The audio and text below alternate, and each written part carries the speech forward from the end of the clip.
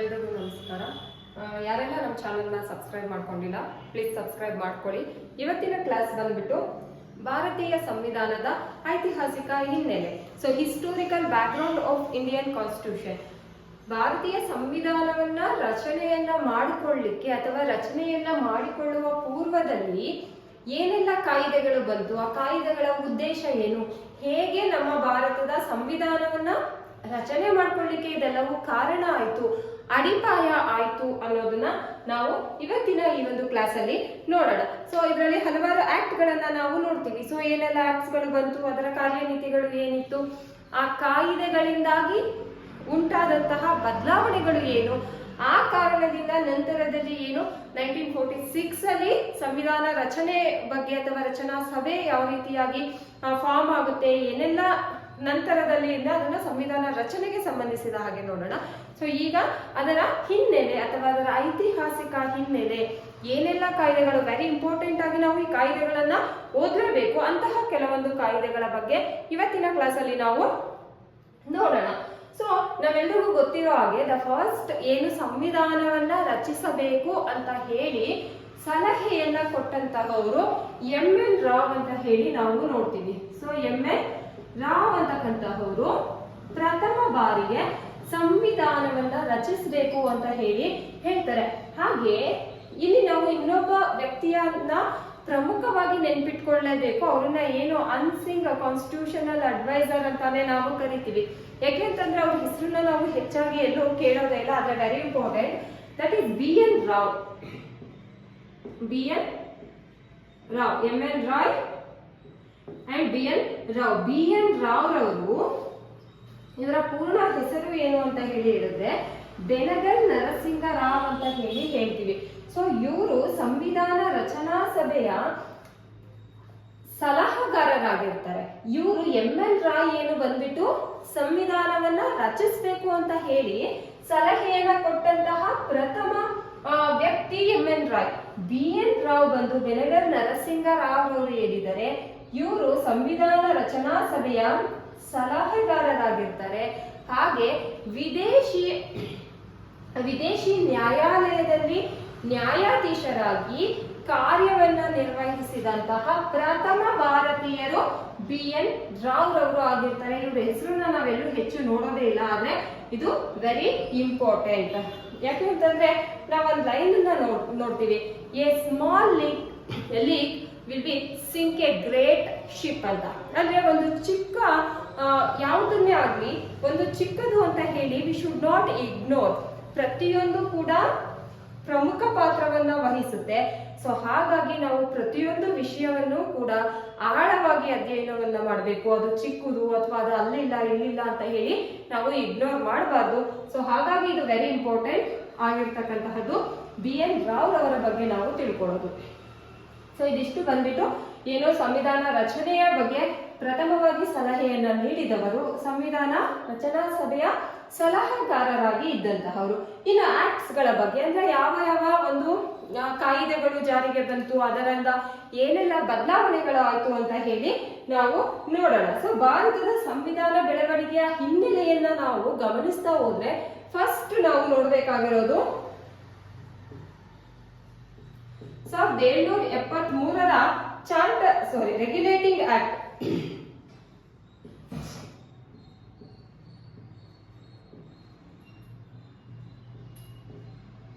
Regulating ಕಾಯ್ದೆ 1773 regulating ಕಾಯ್ದೆಯನ್ನ ಮೊದಲು ಬ್ರಿಟಿಷರು ಜಾರಿಗೆ ತಂದಿರ್ತಾರೆ. ಸೊ ಇದನ್ನೇ ಭಾರತ ಸಂವಿಧಾನವನ್ನ ಜಾರಿಗೆ ತರೋದಿಕ್ಕೆ ಇದ್ದಂತಹ ಮೊದಲ ಲಿಖಿತ ದಾಖಲೆ ಅಂತ ಕೂಡ ನಾವು ಪರಿಗಣಿಸ್ತೀವಿ. ಹಾಗಾದ್ರೆ ಈ ಕಾಯ್ದೆಯ ಪ್ರಕಾರವಾಗಿ ಈ ಕಾಯ್ದೆಯಲ್ಲಿ ಪ್ರಮುಖವಾದಂತಹ 3 ಬದಲಾವಣೆಗಳನ್ನ, 3 ಬೆಳವಣಿಗೆಗಳನ್ನ ನಾವು ನೋಡ್ತೀವಿ. ಅದರಲ್ಲಿ ಮೊದಲನೇದು ಏನು ಅಂತ ಹೇಳಿದ್ರೆ ಕ್ರಿಸ್ತಶಕ 1774ರಲ್ಲಿ ಪ್ರಥಮ ಬಾರಿಗೆ ಸುಪ್ರೀಂ ಕೋರ್ಟ್ ನ ಸ್ಥಾಪಿಸಲಾಗುತ್ತದೆ. ಸುಪ್ರೀಂ ಕೋರ್ಟ್ ನ ಸ್ಥಾಪನೆ ಯಾವಾಗ ಆಗುತ್ತೆ ಅಂತ ಹೇಳಿದ್ರೆ ಇದು ತುಂಬಾ ಇಂಪಾರ್ಟೆಂಟ್. ಯಾಕೆಂದ್ರೆ 1974ರಲ್ಲಿ 1773 ರೆಗ್ಯುಲೇಟಿಂಗ್ ಕಾಯ್ದೆಯ ಅನ್ವಯ ಅನ್ವಯ ಪ್ರಥಮವಾಗಿ ಸುಪ್ರೀಂ ಕೋರ್ಟ್ ನ ಸ್ಥಾಪನೆ ಮಾಡಲಾಗುತ್ತೆ ಅಂತ ಹೇಳಿ ನಾವು ನೋಡ್ತೀವಿ. ಇನ್ನೊಂದು ಪ್ರಮುಖವಾದಂತಹ ಅಂಶ ಈ ಕಾಯ್ದೆಯಲ್ಲಿ ಏನು ಅಂತ ಹೇಳಿದ್ರೆ, ಏನು ರಾಬರ್ಟ್ ಕ್ಲೈವ್ ದ್ವಿಮುಖ ಸರ್ಕಾರ ಪದ್ಧತಿಯನ್ನ ಜಾರಿಗೆ ತಂದಿರ್ತಾನೆ ಅದನ್ನ ರದ್ದುಗೊಳಿಸಲಾಗುತ್ತದೆ. ಏನು ರಾಬರ್ಟ್ ಕ್ಲೈವ್ ಅನ್ನು ಜಾರಿಗೆ ತಂದಂತಹ ದ್ವಿಮುಖ ಸರ್ಕಾರ ಪದ್ಧತಿ ಏನಿದೆ ಅದನ್ನ ರದ್ದುಗೊಳಿಸಲಾಗುತ್ತದೆ ಅಂತ ಹೇಳಿ ನಾವು ನೋಡ್ತೀವಿ. ಸೊ ಹಾಗೇನೆ ಮತ್ತೊಂದು ಬಂಗಾಳದ ಗವರ್ನರ್ ಹುದ್ದೆ ಏನು ಇರುತ್ತೆ, ಬಂಗಾಳದ ಗವರ್ನರ್ ಹುದ್ದೆಯನ್ನ ಬಂಗಾಳದ ಗವರ್ನರ್ ಜನರಲ್ ಹುದ್ದೆ ಅಂತ ಹೇಳಿ ಮರುನಾಮಕರಣ ಮಾಡಲಾಗುತ್ತೆ, ಅಂದ್ರೆ ಅದನ್ನ ಬದಲಾವಣೆ ಮಾಡಲಾಗುತ್ತೆ. ಸೊ ಇದಿಷ್ಟು ಬಂದ್ಬಿಟ್ಟು 1773ರ ರೆಗ್ಯುಲೇಟಿಂಗ್ ಆಕ್ಟ್ ಅಥವಾ ರೆಗ್ಯುಲೇಟಿಂಗ್ ಕಾಯ್ದೆ ಅಂತ ನಾವೇನ್ ನೋಡ್ತೀವಿ, ಇದರ ಒಂದು ಪ್ರಮುಖವಾದಂತ. ಯಾಕೆ ಅಂತಂದ್ರೆ ಈ ಒಂದು ಕಾಯ್ದೆನೆ ಪ್ರಮುಖವಾದಂತಹ ಒಂದು ಲಿಖಿತ ದಾಖಲೆ ಅಂತ ಹೇಳಿ ನಾವು ನೋಡ್ತೀವಿ. ನಮ್ಮ ಸಂವಿಧಾನ ರಚನೆ ಆಗ್ಲಿಕ್ಕೆ ಆ ಹಿನ್ನೆಲೆಯನ್ನ ನಾವು ನೋಡಿದಾಗ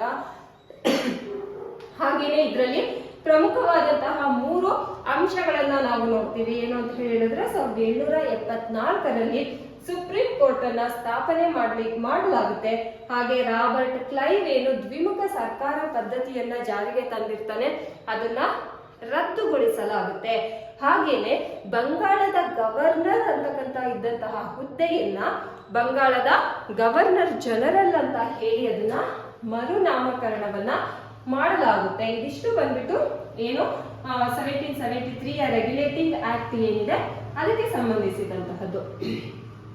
ನೆಕ್ಸ್ಟ್ ನಾವು ನೋಡೋದಾದ್ರೆ ಹಾಗಾದ್ರೆ ನೆಕ್ಸ್ಟ್ ಏನನ್ನ ನೋಡ್ತೀವಿ ಅಂತ ಹೇಳಿದ್ರೆ 1784ರ ಪಿಟ್ಸ್ ಇಂಡಿಯಾ ಕಾಯ್ದೆ. 1784ರ Pitt's India act, Pitt's India ಕಾಯ್ದೆ.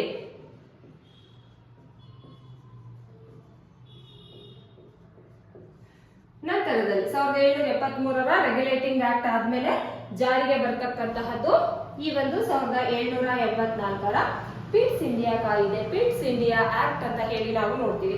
ಸೊ ಈ ಆಕ್ಟ್ಸ್ ಗಳನ್ನ ನೋಡುವಾಗ ಇಲ್ಲಿ ನಮ್ಗೆ ಏನು ಯಾವಾಗ ಜಾರಿಗೆ ಬಂತು ಅಂತ ಕೇಳ್ತಾರೆ, ಅಥವಾ ಅದರ ಪ್ರಮುಖವಾಗಿ ಅದರಲ್ಲಿ ಇದ್ದಂತಹ ಅಂಶಗಳನ್ನ ಕೇಳ್ತಾರೆ. ಫಾರ್ ಎಕ್ಸಾಂಪಲ್ 1774ರಲ್ಲಿ ಸುಪ್ರೀಂ ಕೋರ್ಟ್ ನ ಸ್ಥಾಪನೆ ಮಾಡಲಾಯಿತು, ಇದು ಯಾವ ಕಾಯ್ದೆ ಅನ್ವಯ ಅಂತ ಕೇಳಬಹುದು. ಆಗ 1773ರ ರೆಗ್ಯುಲೇಟಿಂಗ್ ಆಕ್ಟ್ ನ ಪ್ರಕಾರವಾಗಿ ಆ ಕಾಯ್ದೆಯ ಅನ್ವಯ ಅಂತ ಹೇಳಿ. ಸೊ ಈ ರೀತಿಯಾಗಿ ಹೇಗೆ ಬೇಕಾದ್ರೂ ಅವರು ಕ್ವಶನ್ಸ್ ಅನ್ನ ಕೇಳ್ಬೋದು. ಸೊ ಹಾಗಾಗಿ ನಾವು ಏನ್ ಮಾಡ್ಬೇಕು, ಆ ಕಾಯ್ದೆಗಳಿಗೇನು, ಆ ಕಾಯ್ದೆಗಳಲ್ಲಿ ಬರ್ತಕ್ಕಂತಹ ಪ್ರಮುಖ ಅಂಶಗಳು ಯಾವ್ಯಾವುದು ಅನ್ನೋದನ್ನ ನಾವು ನೆನಪಲ್ಲಿ ಇಟ್ಕೋಬೇಕಾಗುತ್ತೆ. 1773ರ ಕಾಯ್ದೆ ಏನು ಜಾರಿಗೆ ತಂದಿದ್ದಂತಹ ಹಲವಾರು ಅಂಶಗಳನ್ನ ಈ ಕಾಯ್ದೆಯಲ್ಲಿ ಬದಲಾವಣೆಯನ್ನ ಮಾಡಲಾಗುತ್ತೆ. ಸೊ ಹಾಗಾದ್ರೆ ಏನನ್ನ ಬದಲಾವಣೆ ಮಾಡ್ತಾರೆ ಅಂತ ಹೇಳಿದ್ರೆ, ಅಲ್ಲಿ ನಾವು ನೋಡಿದ್ವಿ ಬಂಗಾಳದ ಗವರ್ನರ್ ಹುದ್ದೆಯನ್ನ ಬಂಗಾಳದ ಗವರ್ನರ್ ಜನರಲ್ ಅಂತ ಹೇಳಿ ಮಾಡಿದ್ರು ಅಂತ. ಇಲ್ಲಿ ಆ ಬಂಗಾಳದ ಗವರ್ನರ್ ಜನರಲ್ ಹುದ್ದೆ ಏನಿತ್ತು, ಈ ಹುದ್ದೆ 4 ಜನ ಇದ್ರು, ಅದನ್ನ 3ಕ್ಕೆ ಇಳಿಸ್ತಾರೆ, 3ಕ್ಕೆ ಇಳಿಸಲಾಯಿತು. ಸೊ 1773ರ ಕಾಯ್ದೆಯ ಪ್ರಕಾರ ಬಂಗಾಳದ ಗವರ್ನರ್ ಹುದ್ದೆಯನ್ನ ಬಂಗಾಳದ ಗವರ್ನರ್ ಜನರಲ್ ಅಂತ ಚೇಂಜ್ ಮಾಡಿದ್ರು. ಈ ಕಾಯ್ದೆಯಲ್ಲಿ ಅದನ್ನ 4ರಿಂದ 3ಕ್ಕೆ ಇಳಿಸಲಾಯಿತು. ಸೊ ಈ ಒಂದು ಪ್ರಮುಖವಾದಂತಹ ಬದಲಾವಣೆಯನ್ನ ಇಲ್ಲಿ ಮಾಡ್ತಾರೆ. ಹಾಗೆ ಈ ಒಂದು ಕಾಯ್ದೆಯ ಅನ್ವಯವಾಗಿ ಏನು ರೆವಿನ್ಯೂ ವಿಷಯಗಳ ಮೇಲೆ ಮೇಲ್ವಿಚಾರಣೆಯನ್ನ ಮಾಡಲಿಕ್ಕೆ 6 ಜನ ಸದಸ್ಯರನ್ನ ನೇಮಕ ಮಾಡಲಾಗುತ್ತೆ. 6 ಜನ ಸದಸ್ಯರ ನೇಮಕವನ್ನ ಮಾಡ್ತಾರೆ. ಇದು ಯಾವುದಕ್ಕೆ? ರೆವಿನ್ಯೂ ವಿಷಯಗಳ ಮೇಲ್ವಿಚಾರಣೆಗೆ. ಇದ್ದಂತಹ 4 ಬಂಗಾಳದ ಗವರ್ನರ್ ಜನರಲ್ ಹುದ್ದೆಗಳನ್ನ 3ಕ್ಕೆ ಇಳಿಸ್ತಾರೆ. ಆಮೇಲೆ ರೆವಿನ್ಯೂಗೆ ಸಂಬಂಧಿಸಿದಂತಹ ವಿಷಯಗಳ ಮೇಲಿನ ಮೇಲ್ವಿಚಾರಣೆಯನ್ನ ಮಾಡಲಿಕ್ಕೆ 6 ಜನ ಸದಸ್ಯರನ್ನ ನೇಮಿಸ್ತಾರೆ. ಇದು ಯಾವ ಕಾಯ್ದೆಯ ಪ್ರಕಾರ ಅಂತ ಹೇಳಿದ್ರೆ 1784ರ ಪಿಟ್ಸ್ ಇಂಡಿಯಾ ಆಕ್ಟ್ ಅಥವಾ ಪಿಟ್ಸ್ ಇಂಡಿಯಾ ಕಾಯ್ದೆ ಏನು ಇದೆ ಅದರ ಪ್ರಕಾರವಾಗಿ ಅಂತ ಹೇಳಿ ನಾವು ನೋಡ್ತೀವಿ. ನೆಕ್ಸ್ಟ್ ನಾವು ನೋಡೋದಾದ್ರೆ 1793ರ ಚಾರ್ಟರ್ ಆಕ್ಟ್, ಚಾರ್ಟರ್ ಕಾಯ್ದೆ. 1793ರ ಚಾರ್ಟರ್ ಕಾಯ್ದೆ, ಚಾರ್ಟರ್ ಆಕ್ಟ್ ಅಂತ ಹೇಳಿ ನಾವು ನೋಡ್ತೀವಿ. ಸೊ ಇದರಲ್ಲಿ ಏನ್ ಮಾಡ್ತಾರೆ ಅಂತ ಹೇಳಿದ್ರೆ, ಇದರಲ್ಲಿ ಹಲವಾರು ರೀತಿಯಾದಂತಹ ಈ ಒಂದು ಕಾಯ್ದೆಯಲ್ಲಿ ಹೊಸ ವಿಷಯಗಳಿಗೆ ಶಿಫಾರಸುಗಳನ್ನ ಮಾಡ್ತಾರೆ. ನಾವೀನ್ಯತೆಯನ್ನ ಇಲ್ಲಿ ನಾವು ನೋಡ್ತೀವಿ. ಅಂತಂದ್ರೆ ಹೊಸ ನಾವೀನ್ಯತೆಗೆ ಶಿಫಾರಸುಗಳನ್ನ ಮಾಡ್ತಾರೆ. ಶಿಫಾರಸುಗಳನ್ನ ಮಾಡೋದ್ರ ಮುಖಾಂತರವಾಗಿ ಇದರಲ್ಲಿ ಹಲವಾರು ರೀತಿಯಾದಂತಹ ಬದಲಾವಣೆಗಳನ್ನ ಕೂಡ ಇಲ್ಲಿ ತರಲಾಗುತ್ತೆ. ಸೊ ಅದರಲ್ಲಿ ಏನು ಪ್ರಮುಖವಾಗಿ ನಾವು ನೋಡೋದಾದ್ರೆ, ಇದರ ಪ್ರಮುಖ ಉದ್ದೇಶ ಏನು ಈ ಕಾಯ್ದೆದು ಅಂತ ಹೇಳಿದ್ರೆ, ಜಮೀನ್ದಾರರ ಮೇಲೆ ಹಿಡಿತವನ್ನ ಸಾಧಿಸ್ತಕ್ಕಂತಹದ್ದು ಈ ಒಂದು ಕಾಯ್ದೆಯ ಪ್ರಮುಖ ಉದ್ದೇಶ ಆಗಿರುತ್ತೆ. ಜಮೀನ್ದಾರರ ಮೇಲೆ ಹಿಡಿತವನ್ನ ಸಾಧಿಸ್ತಕ್ಕಂಥದ್ದು.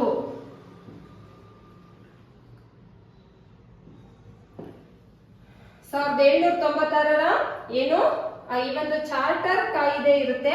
ಇದರ ಪ್ರಮುಖ ಉದ್ದೇಶ ಹೊಸ ಶಿಫಾರಸುಗಳನ್ನ ತಂದು, ಏನು 1784 ಮತ್ತೆ 73ರ ಅಂಶಗಳು ಇತ್ತು, ಅವುಗಳನ್ನ ಬದಲಾವಣೆ ಮಾಡ್ಲಿಕ್ಕೆ ಹಾಗೂ ಹೊಸ ಒಂದು ಕಾನೂನುಗಳನ್ನ ಅಥವಾ ನಿಯಮಗಳನ್ನ ಜಾರಿಗೆ ತರಲಿಕ್ಕೆ ಹೊಸದಾದಂತಹ ಶಿಫಾರಸುಗಳನ್ನ ಮಾಡೋದು.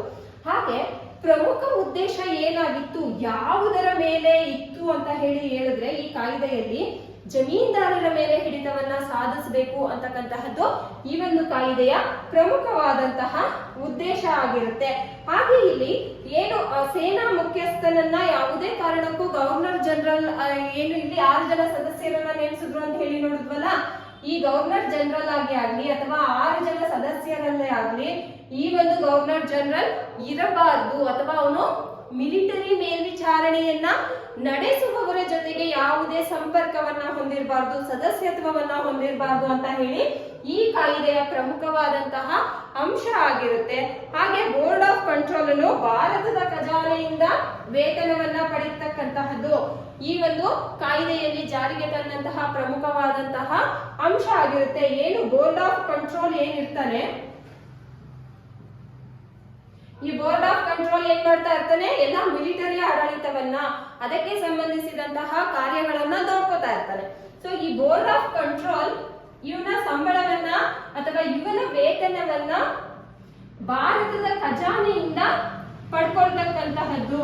ಭಾರತದ ಖಜಾನೆಯಿಂದ ಇವನ ಸಂಬಳವನ್ನ ಅಥವಾ ಇವನ ವೇತನವನ್ನ ಕೊಡ್ತಕ್ಕಂತಹದ್ದು, ಇದನ್ನ ಜಾರಿಗೆ ತಂದಂತಹದ್ದು ಏನು 1793ರ ಚಾರ್ಟರ್ ಕಾಯ್ದೆ ಅಂತ ಹೇಳಿ ನಾವು ನೋಡ್ತೀವಿ. ಹಾಗೆ ಈ ಚಾರ್ಟರ್ ಕಾಯ್ದೆಯಲ್ಲಿ ಮತ್ತೊಂದು ಪ್ರಮುಖವಾದಂತಹ ಅಂಶವನ್ನ ನಾವು ನೋಡ್ತೀವಿ. ಅದೇನು ಅಂತ ಹೇಳಿದ್ರೆ, ಶಿಕ್ಷಣಕ್ಕಾಗಿ ಇಲ್ಲಿ 1 ಲಕ್ಷ ಭಾರತೀಯರ ಶಿಕ್ಷಣಕ್ಕಾಗಿ, ಯಾರ ಶಿಕ್ಷಣಕ್ಕೆ ಅಂದ್ರೆ ಭಾರತೀಯರ ಶಿಕ್ಷಣಕ್ಕಾಗಿ 1 ಲಕ್ಷ ರೂಪಾಯಿಗಳನ್ನ ಖರ್ಚು ಮಾಡಬೇಕು ಅಂತ ಹೇಳಿ ಈ ಒಂದು ಕಾಯ್ದೆಯಲ್ಲಿ ಹೇಳ್ತಾರೆ. ಭಾರತೀಯರಿಗೆ ಶಿಕ್ಷಣವನ್ನ ಕೊಟ್ಟಂತಹ ಅಥವಾ ಭಾರತೀಯರ ಶಿಕ್ಷಣಕ್ಕಾಗಿ 1 ಲಕ್ಷ ರೂಗಳನ್ನ ಖರ್ಚು ಮಾಡಬೇಕು ಎಂದು ಹೇಳಿದಂತಹ ಕಾಯ್ದೆ ಯಾವುದು ಅಂತ ಹೇಳಿದ್ರೆ, ಸೊ ಆವಾಗ ನಾವು ಏನು ಈ ಒಂದು ಚಾರ್ಟರ್ ಕಾಯ್ದೆ, ಈ ಒಂದು ಚಾರ್ಟರ್ ಆಕ್ಟ್ ಅಂತ ಹೇಳ್ಬೇಕಾಗುತ್ತೆ. ಅದಷ್ಟೇ ಅಲ್ಲದೇನೆ ಇದರಲ್ಲಿ ಇದನ್ನ ಯಾರು ಒಂದು ಶಿಫಾರಸನ್ನ ಮಾಡ್ತಾರೆ ಅಥವಾ ಈ ವರದಿಯನ್ನ ಕೊಡ್ತಾರೆ ಅಂತ ಹೇಳಿದ್ರೆ, ಏನು ನಾವಿವತ್ತಿಗೂ ಕೂಡ ಯಾವ ಶಿಕ್ಷಣ, ಯಾರು ಕೊಟ್ಟಂತಹ ಶಿಕ್ಷಣ ನೀತಿಯನ್ನ ಅನುಸರಿಸಿಕೊಂಡು ಬರ್ತಾ ಇದ್ದೀವಿ, ಲಾರ್ಡ್ ಮೆಕಾಲೆ ಈ ಒಂದು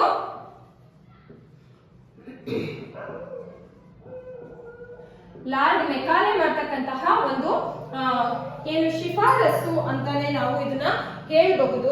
ಸೊ ಅದಾದ ನಂತರದಲ್ಲಿ ಇವರು ಭಾರತೀಯರಿಗೆ ಶಿಕ್ಷಣವನ್ನ ಕೊಟ್ಟಂತಹ ಮೊದಲ ಅಥವಾ ಶಿಕ್ಷಣವನ್ನ ಕಲ್ಪಿಸಿದ ಕಾಯ್ದೆ ಕೂಡ ಈ ಒಂದು ಚಾರ್ಟರ್ ಕಾಯ್ದೆನೇ ಆಗಿರುತ್ತೆ. ಇದಷ್ಟೇ ಅಲ್ಲದೇನೆ ಏನು ಕ್ರೈಸ್ತ ಒಂದು ಶಿಕ್ಷಣ ಸಂಸ್ಥೆಗಳಿಗೆ ಒಂದು ನಿರ್ಬಂಧ ಇತ್ತು, ಅಥವಾ ಏನು ಕ್ರೈಸ್ತ ಮತದ ಪ್ರಚಾರಕರು ಯಾರಿದ್ರು ಅವ್ರಿಗೆ ಏನು ನಿರ್ಬಂಧ ಇತ್ತು ಅದನ್ನ ಈ ಕಾಯ್ದೆಯಲ್ಲಿ ತೆಗೆದು ಹಾಕಲಾಗುತ್ತದೆ. ಕ್ರೈಸ್ತ ಮತದ ಪ್ರಚಾರಕ್ಕೆ ಅವಕಾಶ ಮತ್ತು ಅವರ ಶೈಕ್ಷಣಿಕ ಸಂಸ್ಥೆಗಳನ್ನ ಸ್ಥಾಪಿಸಲು ಅವಕಾಶವನ್ನ ಕೂಡ ಈ ಒಂದು ಕಾಯ್ದೆಯ ಅಡಿಯಲ್ಲಿ ಮಾಡಿಕೊಡಲಾಗುತ್ತೆ ಅಂತ ಹೇಳಿ ನಾವು ನೋಡ್ತೀವಿ. ನಂತರದಲ್ಲಿ ಭಾರತದಲ್ಲಿ ಬ್ರಿಟಿಷ್ ಭೂಪ್ರದೇಶಗಳು ಏನೇನಿತ್ತು, ಯಾವೆಲ್ಲ ಭೂಪ್ರದೇಶಗಳು ಬ್ರಿಟಿಷರ ಆಳ್ವಿಕೆಗೆ ಒಳಪಟ್ಟಿತ್ತು ಅಂತಹ ಪ್ರದೇಶಗಳಲ್ಲಿ ಭಾರತೀಯರಿಗೆ ಪಾಶ್ಚಿಮಾತ್ಯ ಶಿಕ್ಷಣವನ್ನ ನೀಡುವುದು ಕೂಡ ಈ ಒಂದು ಕಾಯ್ದೆಯ ಅನ್ವಯ ಜಾರಿಗೊಳಿಸಲಾಗುತ್ತದೆ. ಬ್ರಿಟಿಷ್ ಭೂಪ್ರದೇಶದಲ್ಲಿ ಇದ್ದಂತಹ ಭಾರತೀಯರಿಗೆ ಪಾಶ್ಚಿಮಾತ್ಯ ಶಿಕ್ಷಣ, ಅವರ ಶಿಕ್ಷಣವನ್ನ ಕೊಡ್ತಕ್ಕಂತಹದ್ದು ಈ ಒಂದು ಕಾಯ್ದೆಯ ಪ್ರಮುಖವಾದಂತಹ ಅಂಶ. ಪಾಶ್ಚಿಮಾತ್ಯ ಶಿಕ್ಷಣವನ್ನ ಒದಗಿಸಲಾಗುತ್ತೆ. ಅಂದ್ರೆ 1,00,000 ರೂಗಳನ್ನ ಇಂಗ್ಲಿಷ್ ಶಿಕ್ಷಣಕ್ಕಾಗಿ ಅಥವಾ ಶಿಕ್ಷಣಕ್ಕಾಗಿ ಮೀಸಲಿಡಲಾಗುತ್ತೆ. ಅದು ಯಾರ ಒಂದು ವರದಿ ಅಂತ ಹೇಳಿದ್ರೆ ಮೆಕಾಲೆ ಈ ಒಂದು ಶಿಕ್ಷಣ ಸುಧಾರಣೆಯನ್ನ ಅಥವಾ ಅಂಶವನ್ನ ಜಾರಿಗೆ ತಂದಂತವನು ಆಗ್ತಾರೆ. ಹಾಗೆ ಕ್ರೈಸ್ತ ಧರ್ಮದ ಪ್ರಚಾರಕ್ಕೆ ಇದ್ದಂತಹ ಒಂದು ನಿರ್ಬಂಧವನ್ನ ತೆಗೆದು ಹಾಕಲಾಗುತ್ತೆ ಈ ಕಾಯ್ದೆಯ ಪ್ರಕಾರ. ಹಾಗೆ ಅವರಿಗೆ ಶೈಕ್ಷಣಿಕ ಸಂಸ್ಥೆಗಳನ್ನ ಸ್ಥಾಪಿಸಲು ಕೂಡ ಅವಕಾಶವನ್ನ ಮಾಡಿಕೊಡಲಾಗುತ್ತೆ. ಹಾಗೆ ಬ್ರಿಟಿಷರ ಭೂಪ್ರದೇಶದಲ್ಲಿ ಅಂದ್ರೆ ಬ್ರಿಟಿಷರು ಯಾವೆಲ್ಲ ಪ್ರದೇಶಗಳನ್ನ ವಶಪಡಿಸಿಕೊಂಡಿದ್ರು ಅವರ ಆಳ್ವಿಕೆಗೆ ಒಳಪಟ್ಟಂತಹ ಭೂಪ್ರದೇಶಗಳು ಏನಿತ್ತು ಭಾರತದ್ದು, ಆ ಪ್ರದೇಶದಲ್ಲಿ ವಾಸಿಸ್ತಕ್ಕಂತಹ ಭಾರತೀಯರಿಗೆ ಪಾಶ್ಚಿಮಾತ್ಯ ಶಿಕ್ಷಣವನ್ನ ಕೊಡುವಂತಹ ಒಂದು ನಿಯಮವನ್ನ, ಅವಕಾಶವನ್ನ ಕಲ್ಪಿಸಿಕೊಡುವುದಾಗುತ್ತೆ. ಈ ಎಲ್ಲ ಅಂಶಗಳನ್ನ ಯಾವ ಕಾಯ್ದೆಯ ಮುಖಾಂತರ ಜಾರಿಗೆ ತರ್ತಾರೆ ಅಂತ ಹೇಳಿದ್ರೆ ಚಾರ್ಟರ್ ಕಾಯ್ದೆ ಅಥವಾ ಚಾರ್ಟರ್ ಆಕ್ಟ್ ನ ಮುಖಾಂತರವಾಗಿ ಜಾರಿಗೆ ತರ್ತಾರೆ. ನಂತರ ಮತ್ತೊಮ್ಮೆ 1833ರಲ್ಲಿ ಚಾರ್ಟರ್ ಆಕ್ಟ್ ಅನ್ನೇ ನಾವು ನೋಡ್ತೀವಿ. 1833ರಲ್ಲಿ ಒಮ್ಮೆ ಅದನ್ನ ಜಾರಿಗೊಳಿಸಲಾಗುತ್ತೆ. ಅದರ ಪ್ರಮುಖ ಅಂಶಗಳು ಏನು ಅಂತ ಹೇಳಿದ್ರೆ 1833ರ ಚಾರ್ಟರ್ ಕಾಯ್ದೆ. ಸೊ ಆಗ್ಲೇ ನಾವು ನೋಡಿದ ಹಾಗೆ 1793ರ ಚಾರ್ಟರ್ ಕಾಯ್ದೆ, ಅದರ ಪ್ರಮುಖ ಅಂಶಗಳು ಏನೆಲ್ಲ ಇತ್ತು ಚಾರ್ಟರ್ ಕಾಯ್ದೆ ಅಂತ ಹೇಳಿ ನಾವು ನೋಡಿದ್ವಿ. ಸೊ ನೆಕ್ಸ್ಟ್ ನಾವು ನೋಡೋದಾದ್ರೆ 1833ರ ಚಾರ್ಟರ್ ಕಾಯ್ದೆಯ ಲಕ್ಷಣಗಳು ಅಥವಾ ಅದರ ಪ್ರಮುಖವಾದಂತಹ ಅಂಶಗಳು ಯಾವುದು ಅಂತ ಹೇಳಿ ನೋಡೋದಾದ್ರೆ ಏನು, ಇದೊಂದು ಆಂಗ್ಲರ ಇತಿಹಾಸದಲ್ಲಿ ಅವರ ಆಡಳಿತದ ಒಂದು ಕೇಂದ್ರಗಳು ಏನಿತ್ತು ಅದಕ್ಕೆ ಸಂಬಂಧಿಸಿದ ಹಾಗೆ ಹಲವಾರು ರೀತಿಯಾದಂತಹ ಒಂದು ಬದಲಾವಣೆ ಆದಂತಹ ಒಂದು ಸಂದರ್ಭ ಅಂತ ಹೇಳಿ ನಾವು ಇಲ್ಲಿ ನೋಡಬಹುದು. ಯಾಕೆ ಅಂತ ಹೇಳಿದ್ರೆ ಇಲ್ಲಿ ಕಂಪನಿಯ ಒಂದು ಪ್ರತಿಯೊಂದು ವ್ಯವಹಾರ ಏನಿತ್ತು ಆ ಕಂಪನಿಯ ವ್ಯವಹಾರಗಳ ಮೇಲೆ ನಿರ್ಬಂಧವನ್ನ, ಹಾಗೆ ಅವರ ವ್ಯವಹಾರ, ಅವರ ವಹಿವಾಟುಗಳನ್ನ ರದ್ದುಪಡಿಸಲಾಯಿತು. ಈ ಒಂದು ಸಂದರ್ಭಗಳಲ್ಲಿ ಅವರ ವಹಿವಾಟುಗಳನ್ನ ರದ್ದುಪಡಿಸಲಾಯಿತು ಅಂತ ಹೇಳಿ ನಾವು ನೋಡ್ತೀವಿ. ಹಾಗೆ ಬಂಗಾಳದ ಗವರ್ನರ್ ಜನರಲ್ ಏನಿತ್ತು ಅದನ್ನ ಭಾರತದ ಗವರ್ನರ್ ಜನರಲ್ ಅನ್ನಾಗಿ ಬದಲಾಯಿಸಲಾಯಿತು. ಇದು ವೆರಿ ಇಂಪಾರ್ಟೆಂಟ್. ಯಾವ ಕಾಯ್ದೆಯ ಅನ್ವಯ ಬಂಗಾಳದ ಗವರ್ನರ್ ಜನರಲ್ ಅನ್ನು ಭಾರತದ ಗವರ್ನರ್ ಆಗಿ ಅಥವಾ ಭಾರತದ ಗವರ್ನರ್ ಜನರಲ್ ಆಗಿ ಬದಲಾಯಿಸಲಾಯಿತು ಅಂತ ಹೇಳಿದ್ರೆ 1833ರ ಚಾರ್ಟರ್ ಕಾಯ್ದೆ. ಚಾರ್ಟರ್ ಕಾಯ್ದೆ ಯಾವುದು ಅಂತ ಅದರಲ್ಲಿ ಇಸ್ವಿ ಕೂಡ ನಾವು ನೆನ್ಪಿಟ್ಕೋಬೇಕಾಗುತ್ತೆ. ಸೊ ಬಂಗಾಳದ ಗವರ್ನರ್ ಜನರಲ್ ಏನಿದೆ ಅದನ್ನ ಭಾರತದ ಗವರ್ನರ್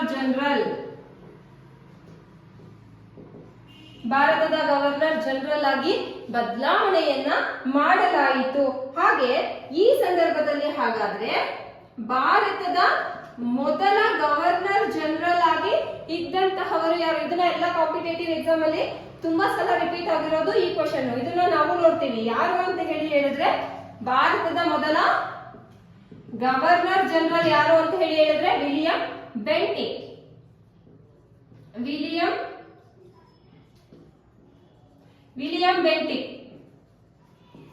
ಬೆಂಟಿಕ್ ಏನು ಭಾರತದ ಮೊದಲ ಗವರ್ನರ್ ಜನರಲ್ ಆಗಿರ್ತಾನೆ. ಈ ಕಾಯ್ದೆಯ ಪ್ರಕಾರ ಬಂಗಾಳದ ಗವರ್ನರ್ ಜನರಲ್ ಅನ್ನ ಭಾರತದ ಗವರ್ನರ್ ಜನರಲ್ ಅಂತ ಹೇಳಿ ಬದಲಾಯಿಸಲಾಗುತ್ತೆ. ಅದರಲ್ಲಿ ಮೊದಲನೆಯವನು ವಿಲಿಯಂ ಬೆಂಟಿಕ್ ಅಂತ ಹೇಳಿ ನಾವು ನೋಡ್ತೀವಿ. ನೆಕ್ಸ್ಟ್ ಹಾಗಾದ್ರೆ ಮೆಕಾಲೆಯವರ ಒಂದು ಅಧ್ಯಕ್ಷತೆಯಲ್ಲಿ ಒಂದು ಕಾನೂನು ಆಯೋಗವನ್ನ ಕೂಡ ಈ ಕಾಯ್ದೆಯ ಅನ್ವಯ ಜಾರಿಗೊಳಿಸಲಾಗುತ್ತದೆ. ಯಾರ ಅಧ್ಯಕ್ಷತೆಯಲ್ಲಿ? ಮೆಕಾಲೆಯವರ ಅಧ್ಯಕ್ಷತೆಯಲ್ಲಿ ಕಾನೂನು ಆಯೋಗವನ್ನ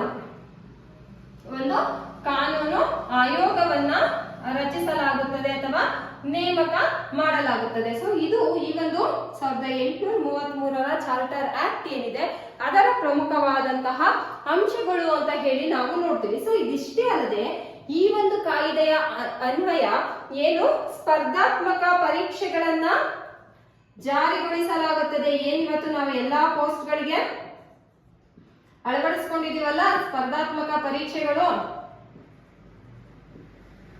ಅದು ಈ ಒಂದು ಕಾಯ್ದೆಯ ಅನ್ವಯವಾಗಿ ಜಾರಿಗೊಳಿಸಲಾಗಿದ್ದು ಸರ್ಕಾರಿ ಸೇವೆಗೆ ಯಾವುದೇ ರೀತಿಯಾದಂತಹ ಒಂದು ಸರ್ಕಾರದ ಸೇವೆಗಳಿಗೆ ನೇಮಕ ಆಗಬೇಕು ಅಂತಂದ್ರೆ ಸ್ಪರ್ಧಾತ್ಮಕ ಪರೀಕ್ಷೆಗಳ ಮುಖಾಂತರ ಅದನ್ನ ನೇಮಕ ಮಾಡಬೇಕು ಅಂತ ಹೇಳಿ ಜಾರಿಗೊಳಿಸಲಾಗುತ್ತೆ.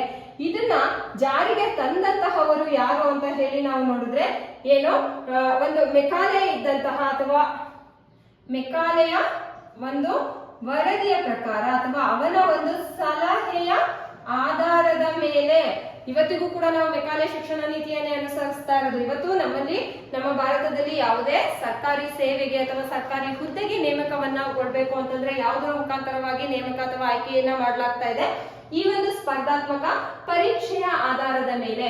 ಸೊ ಈ ಒಂದು ಪದ್ಧತಿಯನ್ನ ಜಾರಿಗೊಳಿಸಿದ್ದು ಅಥವಾ ಜಾರಿಗೆ ತಂದಿದ್ದು 1833ರ ಚಾರ್ಟರ್ ಕಾಯ್ದೆ ಏನಿದೆ ಅದರ ಪ್ರಕಾರವಾಗಿ ಅಂತ ಹೇಳಿ ನಾವು ನೋಡ್ತೀವಿ. ಹಾಗೆ ಭಾರತದ ಸಂಸತ್ತು ಅಂತಕ್ಕಂತಹದ್ದು ಕೂಡ ಈ ಒಂದು 1853ರ ಕಾಯ್ದೆ, ಈಗ ಇದು ಏನು ನಾವು 1833ರ ಕಾಯ್ದೆಯನ್ನ ನೋಡಿದ್ವಿ. ನೆಕ್ಸ್ಟ್ 1853ರ ಕಾಯ್ದೆಯನ್ನ ನಾವು ನೋಡೋದಾದ್ರೆ ಅದರಲ್ಲಿ ಭಾರತದ ಸಂಸತ್ತನ್ನ ಹಾಗೆ ಜಾರಿಗೊಳಿಸಿದ್ದನ್ನ ಕೂಡ ನಾವು ನೋಡ್ತೀವಿ. ಹಾಗೆ ಲೆಜಿಸ್ಲೇಟಿವ್ಗೆ ಸಂಬಂಧಪಟ್ಟಂತಹದ್ದನ್ನು ಕೂಡ ನಾವು ನೋಡ್ತೀವಿ. ಸೊ 1853ರ ಚಾರ್ಟರ್ ಕಾಯ್ದೆ, ಈ ಒಂದು ಕಾಯ್ದೆಯ ಪ್ರಕಾರ ಪ್ರಮುಖವಾದಂತಹ ಅಂಶಗಳು ಯಾವುದು ಅಂತ ಹೇಳಿದ್ರೆ ಈ ಕಾಯ್ದೆಯನ್ನ ಜಾರಿಗೆ ತರೋದ್ರೊಂದಿಗೆ ಏನು ಕೇಂದ್ರದಲ್ಲಿ ಶಾಸನ ಸಭೆಯನ್ನು ಜಾರಿಗೊಳಿಸಲಾಯಿತು ಅಂತ ಹೇಳಿ ನಾವು ನೋಡ್ತೀವಿ. ಕೇಂದ್ರದಲ್ಲಿ ಶಾಸನ ಸಭೆಯನ್ನು ಜಾರಿಗೊಳಿಸಲಾಯಿತು. ನಂತರ ಭಾರತೀಯರಿಗೆ ಲೆಜಿಸ್ಲೇಟಿವ್ ನಲ್ಲಿ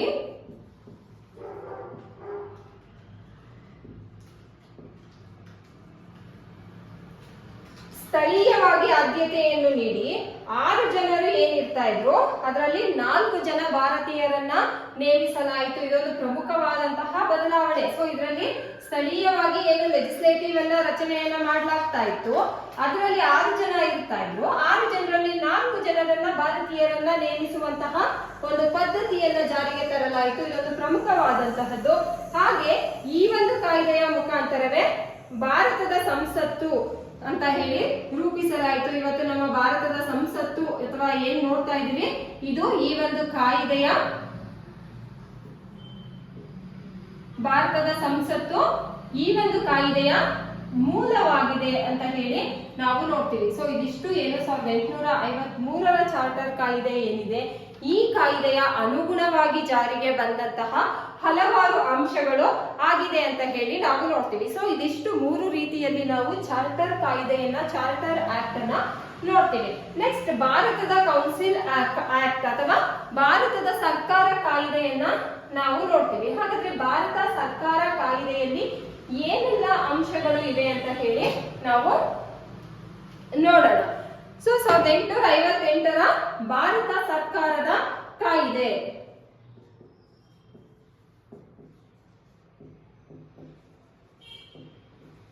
ಭಾರತ ಸರ್ಕಾರದ ಕಾಯ್ದೆ 1858ರಲ್ಲಿ ಜಾರಿಗೊಳಿಸಿದಂತಹದ್ದು. ಸೊ ಈ ಕಾಯ್ದೆಯನ್ನ 1917ರವರೆಗಿನ ಆಡಳಿತದ ಮ್ಯಾಗ್ನಾ ಕಾರ್ಟಾ ಅಂತ ಹೇಳಿ ಕರೀತಾರೆ. ಸೊ ಎಲ್ಲಿವರೆಗೆ 1917ರವರೆಗೆ ಇದ್ದಂತಹ ಆಡಳಿತದ ಮ್ಯಾಗ್ನಾ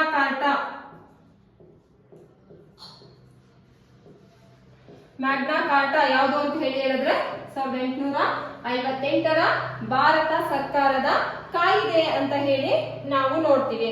ಹಾಗಾದ್ರೆ ಈ ಒಂದು ಕಾಯ್ದೆ ಜಾರಿಗೆ ಬಂದಂತಹ ಸಂದರ್ಭಗಳಲ್ಲಿ ಮೊದಲ ಬಾರಿಗೆ ವೈಸ್ರಾಯ್ ಆಗಿ ನೇಮಕಗೊಂಡವರು ಯಾರು ಅಂತ ಹೇಳಿ ಹೇಳಿದ್ರೆ ಲಾರ್ಡ್ ಕ್ಯಾನಿಂಗ್. ಲಾರ್ಡ್ ಕ್ಯಾನಿಂಗ್ ಏನು ಮೊದಲ ವೈಸ್ರಾಯ್ ಆಗಿ ನೇಮಕವನ್ನ ಗೊಳ್ತಾರೆ. ಮೊದಲ ವೈಸ್ರಾಯ್ ಆಗಿ ಲಾರ್ಡ್ ಕ್ಯಾನಿಂಗ್ ರವರು ನೇಮಕವನ್ನ ಹೇಳ್ತಾರೆ. ಹಾಗೆ ಗವರ್ನರ್ ಜನರಲ್ ಎಂಬ ಹೆಸರನ್ನು ಭಾರತದ ವೈಸ್ರಾಯ್ ಅಂತ ಹೇಳಿ ಈ ಕಾಯ್ದೆ ಅಡಿಯಲ್ಲಿ ಬದಲಾವಣೆಯನ್ನ ಮಾಡಲಾಗುತ್ತದೆ. ಏನು ಗವರ್ನರ್ ಜನರಲ್ ಅಂತ ಇದ್ದಂತಹ ಹೆಸರು ಇಲ್ಲಿ ಭಾರತದ ವೈಸ್ರಾಯ್ ಅಂತ ಹೇಳಿ ಬದಲಾವಣೆಗೊಳ್ಳುತ್ತೆ. ಭಾರತದ ವೈಸ್ರಾಯ್. ಸೊ ಹಾಗಾಗಿನೇ ಭಾರತದ ಮೊದಲ ವೈಸ್ರಾಯ್ ಯಾರು ಅಂತ ಹೇಳಿ ಹೇಳಿದ್ರೆ ಲಾರ್ಡ್ ಕ್ಯಾನಿಂಗ್. ಲಾರ್ಡ್ ಕ್ಯಾನಿಂಗ್ ಅನ್ನ ಭಾರತದ ಮೊದಲ ವೈಸ್ರಾಯ್ ಅಂತ ಹೇಳಿ ನಾವು ನೋಡ್ತೀವಿ. ಹಾಗೆ ಇಲ್ಲಿ ದ್ವಿಸರ್ಕಾರ ಪದ್ಧತಿ ಏನಿತ್ತು ಅದನ್ನ ಕೂಡ ಈ ಕಾಯ್ದೆ ಅಡಿಯಲ್ಲಿ ಅಂತ್ಯಗೊಳಿಸಲಾಗುತ್ತೆ, ರದ್ದುಗೊಳಿಸಲಾಗುತ್ತೆ. ಇಲ್ಲಿ ದ್ವಿಸರ್ಕಾರ ಪದ್ಧತಿ ಕೊನೆಗೊಳ್ಳುತ್ತೆ. ಈ ಕಾಯ್ದೆಯ ಅನ್ವಯ ದ್ವಿಸರ್ಕಾರ ಪದ್ಧತಿಯನ್ನ ರದ್ದುಗೊಳಿಸಲಾಗುತ್ತೆ ಅಥವಾ ಅಂತ್ಯಗೊಳಿಸಲಾಗುತ್ತೆ ಅಂತ ಹೇಳಿ ನಾವು ನೋಡ್ತೀವಿ. ಇದು 1858ರ ಭಾರತ ಸರ್ಕಾರ ಕಾಯ್ದೆಯ ಪ್ರಮುಖವಾದಂತಹ ಅಂಶಗಳು. ಏನು 1917ರವರೆಗೆ ಇದ್ದಂತಹ ಒಂದು ಆಡಳಿತ ವ್ಯವಸ್ಥೆ ಏನು ಇತ್ತು ಆ ಒಂದು ಆಡಳಿತ ವ್ಯವಸ್ಥೆಯ ಮ್ಯಾಗ್ನಾ ಕಾರ್ಟಾ ಅಂತ ಹೇಳಿ ನಾವು ಇದನ್ನ ಕರಿತೀವಿ. ಹಾಗೆ ಇಲ್ಲಿ ಆ ಒಂದು ಮೊದಲ ವೈಸ್ರಾಯ್ ಆಗಿ ನೇಮಕಗೊಂಡಂತಹವರು ಲಾರ್ಡ್ ಕ್ಯಾನಿಂಗ್ ಗವರ್ನರ್ ಜನರಲ್ ಹುದ್ದೆಯನ್ನ ಭಾರತದ ವೈಸ್ರಾಯ್ ಅಂತ ಹೇಳಿ ಬದಲಾವಣೆ ಮಾಡಲಾಗುತ್ತದೆ. ಹಾಗಾಗಿ ಭಾರತದ ಮೊದಲ ವೈಸ್ರಾಯ್ ಕೂಡ ಲಾರ್ಡ್ ಕ್ಯಾನಿಂಗ್ ಆಗಿರ್ತಾರೆ. ಹಾಗೆ ಈ ಒಂದು ಕಾಯ್ದೆಯ ಅನ್ವಯ ದ್ವಿಸರ್ಕಾರ ಪದ್ಧತಿ ಏನು ಇತ್ತು ಅದು ಅಂತ್ಯಗೊಳ್ಳುತ್ತೆ, ಅದನ್ನ ರದ್ದುಗೊಳಿಸಲಾಗುತ್ತೆ, ಅದನ್ನ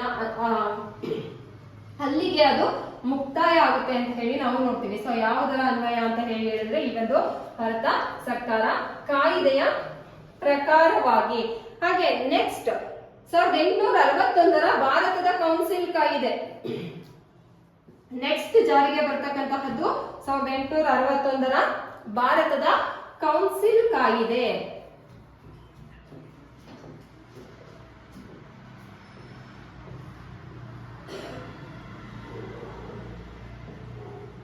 ಭಾರತದ ಕೌನ್ಸಿಲ್ ಕಾಯ್ದೆ 1861ರ ಭಾರತದ ಕೌನ್ಸಿಲ್ ಕಾಯ್ದೆ.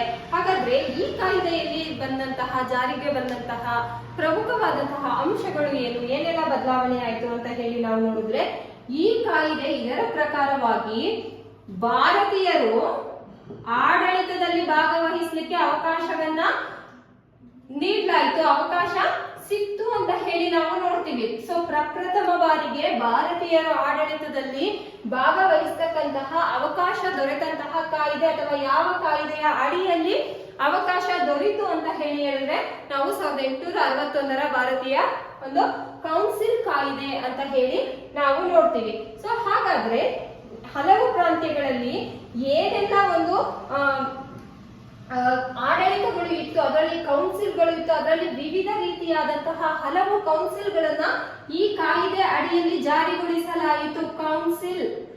ಕೌನ್ಸಿಲ್ಗಳನ್ನ ಜಾರಿಗೊಳಿಸಲಾಯಿತು ವಿವಿಧ ಪ್ರಾಂತ್ಯಗಳಲ್ಲಿ. ಸೊ ಅದರಲ್ಲಿ ಏನಾಗ್ತಾ ಇದ್ರು, ಭಾರತೀಯರು ಇದ್ರು. ಸೊ ಹಾಗಾಗಿ ಭಾರತೀಯರಿಗೆ ಆಡಳಿತದಲ್ಲಿ ಭಾಗವಹಿಸುವ ಅವಕಾಶ ದೊರೆತದ್ದು ಈ ಒಂದು ಕಾಯ್ದೆಯಿಂದ ಅಂತ ಹೇಳಿ ನಾವು ನೋಡ್ತೀವಿ. ಹಾಗೆ ಹಲವಾರು ನೀತಿ ನಿಯಮಗಳನ್ನ ಕಾಯ್ದೆಗಳನ್ನ ಜಾರಿಗೆ ತರುವ ಅಧಿಕಾರ ಯಾರಿಗೆ ಇತ್ತು ಇಲ್ಲಿ ಅಂತ ಹೇಳಿದ್ರೆ ವೈಸ್ರಾಯ್. ಯಾರು ವೈಸ್ರಾಯ್? ಭಾರತದ ಮೊದಲ ವೈಸ್ರಾಯ್ ಯಾರು ಅಂತ ಹೇಳಿ ನಾವು ನೋಡಿದ್ವಿ, ಏನು ಲಾರ್ಡ್ ಕ್ಯಾನಿಂಗ್ ಅಂತ ನಾವೇನ್ ನೋಡಿದ್ವಿ. ಸೊ ಅವರು ಹಾಗೆ ಇತರ ಆಗ್ಲೇ ಮುಂಚೆ ನಾವು ನೋಡಿದ್ವಿ 6 ಜನ ಸದಸ್ಯರಾಗಿ ಸ್ಥಳೀಯವಾಗಿ 4 ಜನರಿಗೆ ಅವಕಾಶ ಇತ್ತು ಅಂತ. ಸೊ ಆ ಕಾರಣದಿಂದಾಗಿ ಭಾರತೀಯರು ಆಡಳಿತದಲ್ಲಿ ಭಾಗವಹಿಸುವ ಹಾಗೆ ಆಯ್ತು. ಸೊ ಇಲ್ಲಿ ಈ ಒಂದು ಕಾಯ್ದೆಗಳನ್ನ ಅಥವಾ ನೀತಿ ನಿಯಮಗಳನ್ನ ಜಾರಿಗೆ ತರ್ತಕ್ಕಂತಹ ಅಧಿಕಾರ ಯಾರಿಗೆ ಇತ್ತು ಅಂತ ಹೇಳಿ ಹೇಳಿದ್ರೆ ವೈಸ್ರಾಯ್ಗೆ ಇತ್ತು. ಈ ಒಂದು 1861ರ ಭಾರತದ ಕೌನ್ಸಿಲ್ ಕಾಯ್ದೆಯ ಅಡಿಯಲ್ಲಿ ಅದರ ಪ್ರಕಾರವಾಗಿ ಅಂತ ಹೇಳಿ ನಾವು ನೋಡ್ತೀವಿ. ಸೊ ನೆಕ್ಸ್ಟ್ ಏನಂತ ಹೇಳಿ ಹೇಳಿದ್ರೆ ಸುಗ್ರೀವಾಜ್ಞೆಯನ್ನು ಹೊರಡಿಸುವ ಅಧಿಕಾರವನ್ನು ಕೂಡ ಈ ವೈಸ್ರಾಯ್ಗೆ ನೀಡಲಾಗಿತ್ತು. ಸೊ ಇದಿಷ್ಟು ಬಂದ್ಬಿಟ್ಟು ಈ ಒಂದು ಕಾಯ್ದೆಯ ಅಡಿಯಲ್ಲಿ ಬರ್ತಕ್ಕಂತಹ ಪ್ರಮುಖವಾದಂತಹ ಅಂಶಗಳು. ಸುಗ್ರೀವಾಜ್ಞೆಯನ್ನು ಕೂಡ ಹೊರಡಿಸುವ ಅಧಿಕಾರ ಯಾರಿಗೆ ಇತ್ತು? ವೈಸ್ರಾಯ್ಗೆ ಇತ್ತು ಅಂತ ಹೇಳಿ ನಾವು ನೋಡ್ತೀವಿ. ನೆಕ್ಸ್ಟ್ 1861 ಆದ ನಂತರ 1892ರಲ್ಲಿ ಕೂಡ ಈ ಒಂದು ಭಾರತ ಸರ್ಕಾರದ ಕೌನ್ಸಿಲ್ ಕಾಯ್ದೆಯನ್ನ ನಾವು ನೋಡ್ತೀವಿ. ಅದರ ಪ್ರಮುಖ ಅಂಶಗಳು ಏನು ಅಂತ ಹೇಳಿ ನಾವು ನೋಡೋದಾದ್ರೆ 1892ರ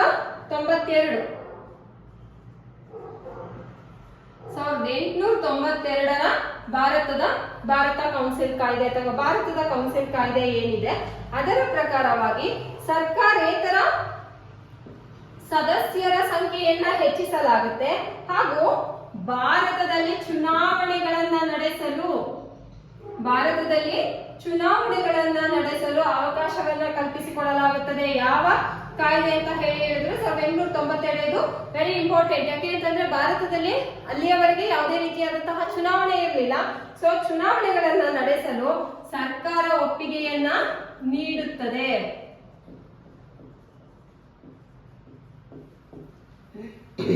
ಸರ್ಕಾರ ಒಪ್ಪಿಗೆಯನ್ನ ನೀಡತಕ್ಕಂತಹದ್ದು. ಕೇಂದ್ರ ಮತ್ತು ಪ್ರಾಂತ್ಯದ ಶಾಸನ ಸಭೆಯಲ್ಲಿ ಸರ್ಕಾರೇತರ ಸಂಖ್ಯೆಯನ್ನ ಕೂಡ ಇಲ್ಲಿ ಕೇಂದ್ರ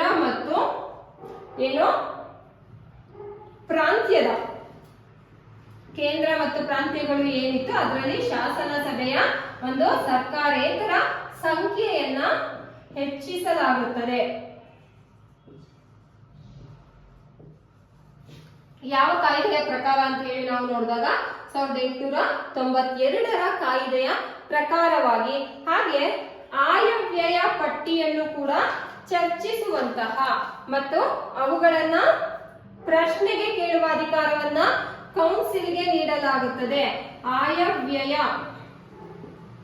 ಆಯವ್ಯಯದ ಬಗ್ಗೆ ಚರ್ಚಿಸುವ ಹಾಗೂ ಪ್ರಶ್ನೆ ಕೇಳುವ ಅಧಿಕಾರ ಯಾರಿಗೆ ನೀಡಲಾಗುತ್ತದೆ ಅಂತ ಹೇಳಿದ್ರೆ ಇಲ್ಲಿ ಕೌನ್ಸಿಲ್ಗೆ ನೀಡಲಾಗುತ್ತದೆ. ಈ ಒಂದು ಕಾಯ್ದೆಯ ಪ್ರಕಾರವಾಗಿ ಅಂತ ಹೇಳಿ ನಾವು ನೋಡ್ತೀವಿ. ನೆಕ್ಸ್ಟ್ ನಾವು ನೋಡೋದಾದ್ರೆ ಮಿಂಟೋ ಮಾರ್ಲೆ ಸುಧಾರಣೆ. ಇದನ್ನ ಒಂದು ಪ್ರಮುಖವಾಗಿ ಧಾರ್ಮಿಕ ಇದು ಅಂತ ಹೇಳಿ ನಾವು ನೋಡ್ತೀವಿ. 1909ರಲ್ಲಿ ಈ ಒಂದು ಸುಧಾರಣೆಯನ್ನ ಅಥವಾ ಕಾಯ್ದೆಯನ್ನ ನಾವು ನೋಡ್ತೀವಿ. ಅದರ ಪ್ರಮುಖವಾದಂತಹ ಅಂಶಗಳು ಅಂತಂದ್ರೆ ಮುಸ್ಲಿಮರಿಗೆ ಪ್ರತ್ಯೇಕ ಚುನಾವಣೆಯನ್ನ ಕೇಳ್ತಕ್ಕಂತಹ ಒಂದು ಇದು ವೆರಿ ಇಂಪಾರ್ಟೆಂಟ್. ಯಾಕೆಂದ್ರೆ ತುಂಬಾ ಪರೀಕ್ಷೆಗಳಲ್ಲಿ ಓಲ್ಡ್ ಕ್ವಶನ್ ಪೇಪರ್ ಅಲ್ಲಿ ಇದ್ರ ಮೇಲೆ ಕ್ವಶನ್ ಆಗಿದೆ. 1909ರ ಮಿಂಟೋ ಮಾರ್ಲೆ ಸುಧಾರಣೆ.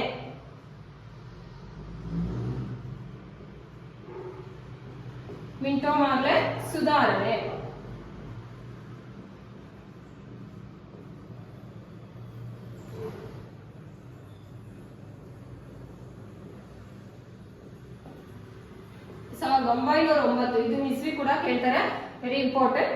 ಸೊ ಈ ಒಂದು ಮಿಂಟೋ ಮಾರ್ಲೆ ಸುಧಾರಣೆ ಇದನ್ನ ಭಾರತದ ಕೌನ್ಸಿಲ್ ಕಾಯ್ದೆ ಅಂತ ಕೂಡ ನಾವು ಕರಿತೀವಿ. ಭಾರತದ ಕೌನ್ಸಿಲ್ ಕಾಯ್ದೆ, ಆದ್ರೆ ಇದು ಹೆಚ್ಚು ಹೆಸರಾಗಿದ್ದು ಮಿಂಟೋ ಮಾರ್ಲೆ ಸುಧಾರಣೆ ಅಂತ ಹೇಳಿ ನಾವು ನೋಡ್ತೀವಿ. ಯಾಕೆ ಅಂತ ಹೇಳಿದ್ರೆ ಇದನ್ನ ಇದು ಜಾರಿಯಾದಂತಹ ಸಂದರ್ಭದಲ್ಲಿ ವೈಸ್ರಾಯ್ ಆಗಿದ್ದವರು ಏನು ಈ ಮಿಂಟೋ ಮಾರ್ಲೆ ಸುಧಾರಣೆ ಇತ್ತು ಅಥವಾ ಈ ಒಂದು 1909ರ ಭಾರತ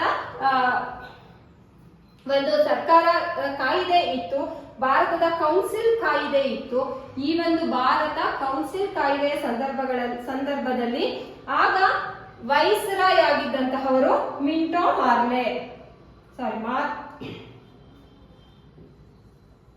ಮಾರ್ಲೆ ಮಿಂಟೋ ಅಂತಕ್ಕಂತಹವರು ವೈಸ್ರಾಯ್ ಆಗಿರ್ತಾರೆ. ಸೊ ಆ ಕಾರಣದಿಂದಾಗಿ ಇದನ್ನ ಮಿಂಟೋ ಮಾರ್ಲೆ ಅಂತ ಹೇಳಿ ಕರಿತೀವಿ. ಯಾಕೆ ಅಂತ ಹೇಳಿದ್ರೆ ಮಾರ್ಲೆ ಮಿಂಟೋ ಅಥವಾ ಮಿಂಟೋ ಮಾರ್ಲೆರವರು ಈ ಒಂದು ಸಂದರ್ಭದಲ್ಲಿ ವೈಸ್ರಾಯ್ ಆಗಿದ್ದ ಕಾರಣದಿಂದಾಗಿ. ಹಾಗೆ ಈ ಮಿಂಟೋ ಏನಿರ್ತಾನೆ ಅಥವಾ ಈ ಮಿಂಟೋ ಮಾರ್ಲೆ ಅವರನ್ನ ನಾವು ಭಾರತದ ಕೋಮುವಾದದ ಪಿತಾಮಹ ಅಂತ ಕೂಡ ಕರಿತೀವಿ. ಮಿಂಟೋ ಮಾರ್ಲೆಯನ್ನ ಭಾರತದ ಕೋಮುವಾದದ ಪಿತಾಮಹ ಯಾರು ಅಂತ ಹೇಳಿ ಕೇಳಬಹುದು.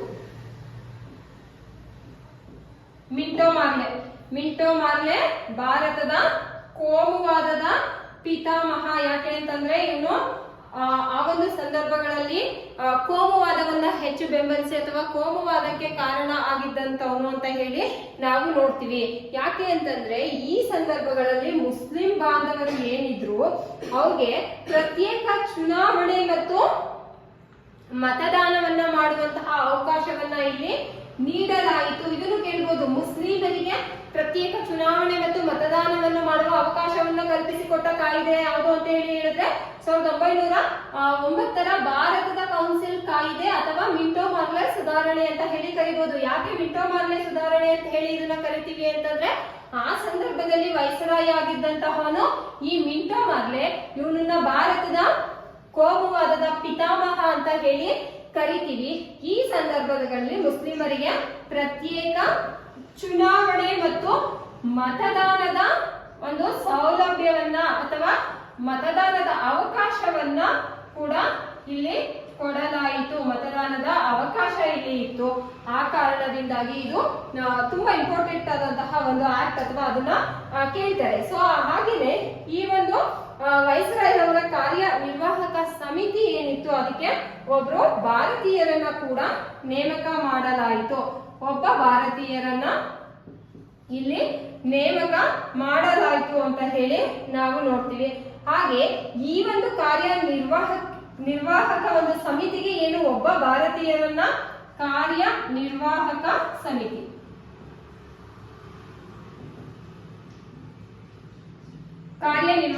ಸಮಿತಿಗೆ ಒಬ್ಬ ಭಾರತೀಯರನ್ನ ನೇಮಕ ಮಾಡಲಾಯಿತು. ಹಾಗಾದ್ರೆ ಮೊದಲ ಬಾರಿಗೆ ಈ ಒಂದು ಭಾರತೀಯರು ಯಾರು ನೇಮಕ ಆದ್ರು ಅಂತ ಹೇಳಿ ನಾವು ನೋಡೋದಾದ್ರೆ ಸತ್ಯೇಂದ್ರನಾಥ ಸಿನ್ಹಾ.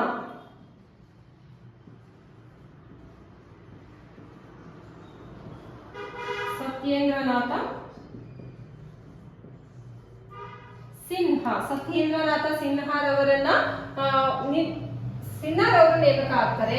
ಏನು ಕಾರ್ಯನಿರ್ವಾಹಕ ಸಮಿತಿ ಏನಿತ್ತು ಅದಕ್ಕೆ, ಅದರಲ್ಲಿ ಒಬ್ಬ ಭಾರತೀಯರನ್ನ ಆಯ್ಕೆ ಮಾಡ್ಲಿಕ್ಕೆ ಅಥವಾ ನೇಮಕ ಮಾಡ್ಲಿಕ್ಕೆ ಅವಕಾಶ ಸಿಗ್ತಕ್ಕಂತಹದ್ದು. ಇದಿಷ್ಟು ಬಂದ್ಬಿಟ್ಟು 1909ರ ಒಂದು ಭಾರತೀಯ ಕೌನ್ಸಿಲ್ ಕಾಯ್ದೆ ಅಥವಾ ಮಿಂಟೋ ಮಾರ್ಲೆ ಸುಧಾರಣೆ ಅಂತ ಏನು ನಾವು ನೋಡ್ತೀವಿ, ಅದರ ಪ್ರಮುಖವಾದಂತಹ ಅಂಶಗಳು ಅಥವಾ ಕಾಯ್ದೆಯ ಒಂದು ಅಂಶಗಳು ಅಂತ ನಾವು ನೋಡ್ತೀವಿ. ಸೊ ಅದರಲ್ಲಿ ಪ್ರಮುಖವಾಗಿ ಮಿಂಟೋ ಮಾರ್ಲೆ ವೈಸ್ರಾಯ್ ಆಗಿರ್ತಾನೆ. ಅವನನ್ನ ಏನ್ ನಾವು ಕೋಮುವಾದದ ಪಿತಾಮಹ ಅಂತ ಕರಿತೀವಿ. ಇವು ತುಂಬಾ ಇಂಪಾರ್ಟೆಂಟ್ ಆಗಿರುವಂತಹ ಅಂಶಗಳಾಗಿವೆ ಅಂತ ಹೇಳಿ ನಾವು ನೋಡ್ತೀವಿ.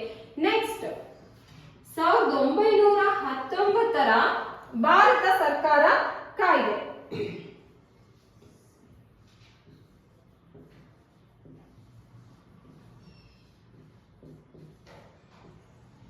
ಭಾರತ ಸರ್ಕಾರ ಕಾಯ್ದೆಯನ್ನ ನಾವು ನೋಡ್ತೀವಿ. ಇದು ಏನು, ಇದನ್ನ ಮಾಂಟೆಗೋ ಜೆಮ್ಸ್ಫರ್ಡ್ ಅಂತಾನೂ ಕೂಡ ನಾವು ಕರಿತೀವಿ. ಇದನ್ನ ಏನಂತ ಹೇಳಿ ಕರಿತೀವಿ? ಮಾಂಟೆಗೋ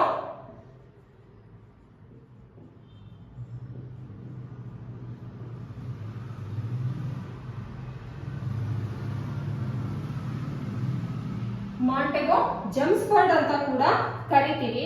ಏನು ಕೆಲವೊಂದು ಪ್ರಾಂತ್ಯಗಳಲ್ಲಿ ದ್ವಿಪ್ರಭುತ್ವವನ್ನ ಈ ಒಂದು ಕಾಯ್ದೆಯ ಪ್ರಕಾರವಾಗಿ ಜಾರಿಗೆ ತರಲಾಗುತ್ತದೆ. ದ್ವಿಪ್ರಭುತ್ವ ಜಾರಿಗೆ ತರಲಾದಂತಹ ಒಂದು ಕಾಯ್ದೆ ಅಂತ ಹೇಳಿ ನಾವು ಈ ಒಂದು ಕಾಯ್ದೆಯನ್ನ ನೋಡ್ತೀವಿ. ಹಾಗೆ ಇಲ್ಲಿ ಲೆಫ್ಟಿನೆಂಟ್ ರಾಜ್ಯಪಾಲರನ್ನಾಗಿ ನೇಮಕ ಮಾಡಲಾಯಿತು. ಏನು ಲೆಫ್ಟಿನೆಂಟ್ ರಾಜ್ಯಪಾಲರು ಯಾರಿದ್ರು? ಲೆಫ್ಟಿನೆಂಟ್ ರಾಜ್ಯಪಾಲರನ್ನ ರಾಜ್ಯಪಾಲರಾಗಿ ನೇಮಕವನ್ನ ಮಾಡಲಾಗುತ್ತದೆ. ರಾಜ್ಯಪಾಲರನ್ನಾಗಿ ನೇಮಕವನ್ನ ಮಾಡಲಾಯಿತು. ಹಾಗೆ ವೈಸ್ರಾಯ್ಗೆ ಇಲ್ಲಿ ವೀಟೋ ಅಧಿಕಾರವನ್ನ ನೀಡಲಾಯಿತು. ವೈಸ್ರಾಯ್ಗೆ ವೀಟೋ ಅಧಿಕಾರವನ್ನ ನೀಡಿದಂತಹ ಕಾಯ್ದೆ 1919ರ ಭಾರತ ಸರ್ಕಾರ ಕಾಯ್ದೆ. ಸೊ ಇದು ಏನು ಪ್ರಮುಖವಾದಂತಹ ಒಂದು ಅಂಶ ಅಂತಾನೆ ಹೇಳ್ಬೋದು ನಾವು. ವೈಸ್ರಾಯ್ಗೆ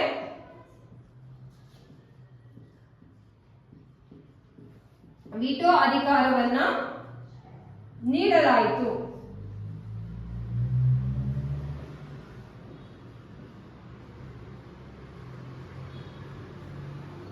ವೀಟೋ ಅಧಿಕಾರವನ್ನ ನೀಡಲಾಯಿತು. ಹಾಗೆ ಕೌನ್ಸಿಲ್ ಅಧಿಕಾರ ಏನಿತ್ತು ಅದನ್ನ 7 ವರ್ಷದಿಂದ 5 ವರ್ಷಕ್ಕೆ ಇಳಿಸಲಾಯಿತು. ಕೌನ್ಸಿಲ್ನ ಅಧಿಕಾರವನ್ನ 7 ವರ್ಷದಿಂದ 5 ವರ್ಷಕ್ಕೆ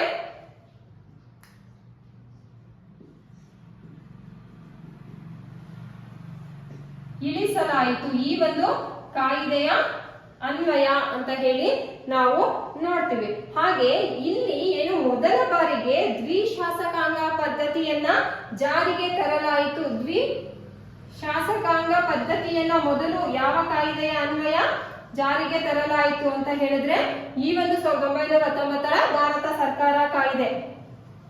ದ್ವಿಶಾಸಕಾಂಗ ಪದ್ಧತಿಯನ್ನ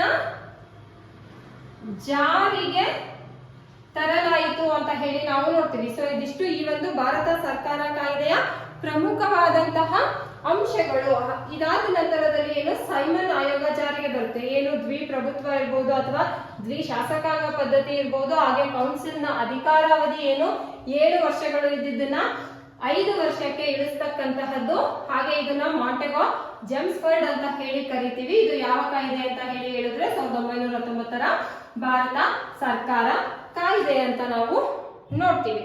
ನೆಕ್ಸ್ಟ್ ಭಾರತಕ್ಕೆ ಏನು ಸೈಮನ್ ಆಯೋಗದ ಆಗಮನ ಆಗುತ್ತೆ. ಆ ಸಂದರ್ಭಗಳಲ್ಲಿ ಬಂದಂತಹ ಅಥವಾ ಅದರ ಪ್ರಮುಖ ಅಂಶಗಳು ಯಾವುದು ಅಂತ ಹೇಳಿ ನೋಡೋದಾದ್ರೆ 1927ರಲ್ಲಿ ಈ ಒಂದು ಸೈಮನ್ ಆಯೋಗ ಬಂದಂತಹದ್ದು. 1927ರಲ್ಲಿ ಸೈಮನ್ ಆಯೋಗ, ಸೈಮನ್ ಗೋ ಬ್ಯಾಕ್ ಅಂತ ಘೋಷಣೆ ಅವೆಲ್ಲ ಕೇಳಿರ್ತೀವಿ ಅಲ್ವಾ, ಅದನ್ನೆಲ್ಲ ಇದ್ರಲ್ಲಿ ನೋಡೋಣ. ಸೈಮನ್ ಆಯೋಗ ಭಾರತಕ್ಕೆ ಬಂದದ್ದು. ಸೊ ಈ 1927ರಲ್ಲಿ ಏನು ಭಾರತಕ್ಕೆ ಈ ಒಂದು ಸೈಮನ್ ಆಯೋಗ ಬಂತು. ಸೊ ಇದು ಏನು ಎಲ್ಲ 1919ರ ಕಾಯ್ದೆಯನ್ನ ನಾವೇನ್ ನೋಡಿದ್ವಲ್ಲ ಅದರ ಲೋಪದೋಷಗಳನ್ನ ಸರಿಪಡಿಸುವ ಉದ್ದೇಶಕ್ಕೆ ಇದು ಬರ್ತಕ್ಕಂತಹದ್ದು. 1919ರ ಕಾಯ್ದೆಯ ಲೋಪದೋಷಗಳನ್ನ ಸರಿಪಡಿಸಲು ಈ ಒಂದು ಸೈಮನ್ ಆಯೋಗ ಭಾರತಕ್ಕೆ ಬರುತ್ತೆ. ಆದ್ರೆ ಈ ಆಯೋಗವನ್ನ 1927ರಲ್ಲಿ ನೇಮಕ ಮಾಡ್ತಾರೆ. 1927ರಲ್ಲಿ ಇದು ನೇಮಕ ಆಗುತ್ತೆ. ಈ ಆಯೋಗದಲ್ಲಿ 7 ಜನ ಇರ್ತಾರೆ. ಈ ಆಯೋಗದಲ್ಲಿ ಎಷ್ಟು ಜನ ಇರ್ತಾರೆ ಅಂತ ಹೇಳಿದ್ರೆ 7 ಜನರು ಇರ್ತಾರೆ. ಹಾಗೆ ಇದರ ಅಧ್ಯಕ್ಷ ಯಾರಾಗಿರ್ತಾನೆ? ಸೈಮನ್ ಆಗಿರ್ತಾನೆ. ಇದರ ಅಧ್ಯಕ್ಷರು ಸೈಮನ್ ಆಗಿರ್ತಾನೆ. ಸೈಮನ್ ಇದರ ಅಧ್ಯಕ್ಷ ಆಗಿರ್ತಾನೆ. ಸೊ ಇದರಲ್ಲಿ ಒಬ್ಬರು ಕೂಡ ಭಾರತೀಯರು ಇರೋದಿಲ್ಲ. ಸಂಪೂರ್ಣವಾಗಿ ಬಿಳಿಯರ ಆಯೋಗ ಆಗಿರುತ್ತೆ. ಹಾಗಾಗಿ ಇದನ್ನ ಭಾರತೀಯರು ವಿರೋಧಿಸ್ತಾರೆ. ಹಾಗೆ ಏನು ಸೈಮನ್ ಗೋ ಬ್ಯಾಕ್ ಅಂತಕ್ಕಂತಹ ಘೋಷಣೆಗಳು ಮೊಳಗುತ್ತೆ. ಘೋಷಣೆಗಳನ್ನ ಸೈಮನ್ ಗೋ ಬ್ಯಾಕ್,